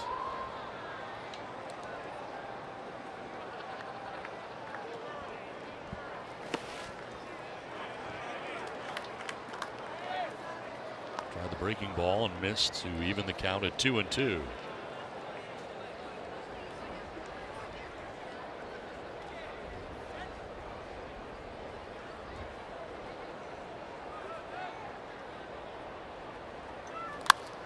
Fly ball headed to left field, sending Hunter Renfroe back a few steps, just shy of the warning track for out number 2 of the 9th inning.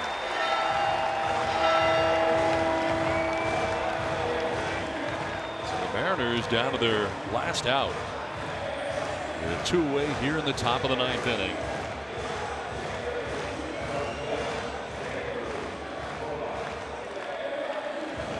Andrew Romine coming up. Took over at shortstop. Gene Segura had fouled a pitch off his shin, and after a 2-hit performance left the game. So Romine took over at shortstop, singled to left field, and scored in the 8th inning. Now he bats with 2 down here in the 9th. Fouls the first one back to the screen for strike 1.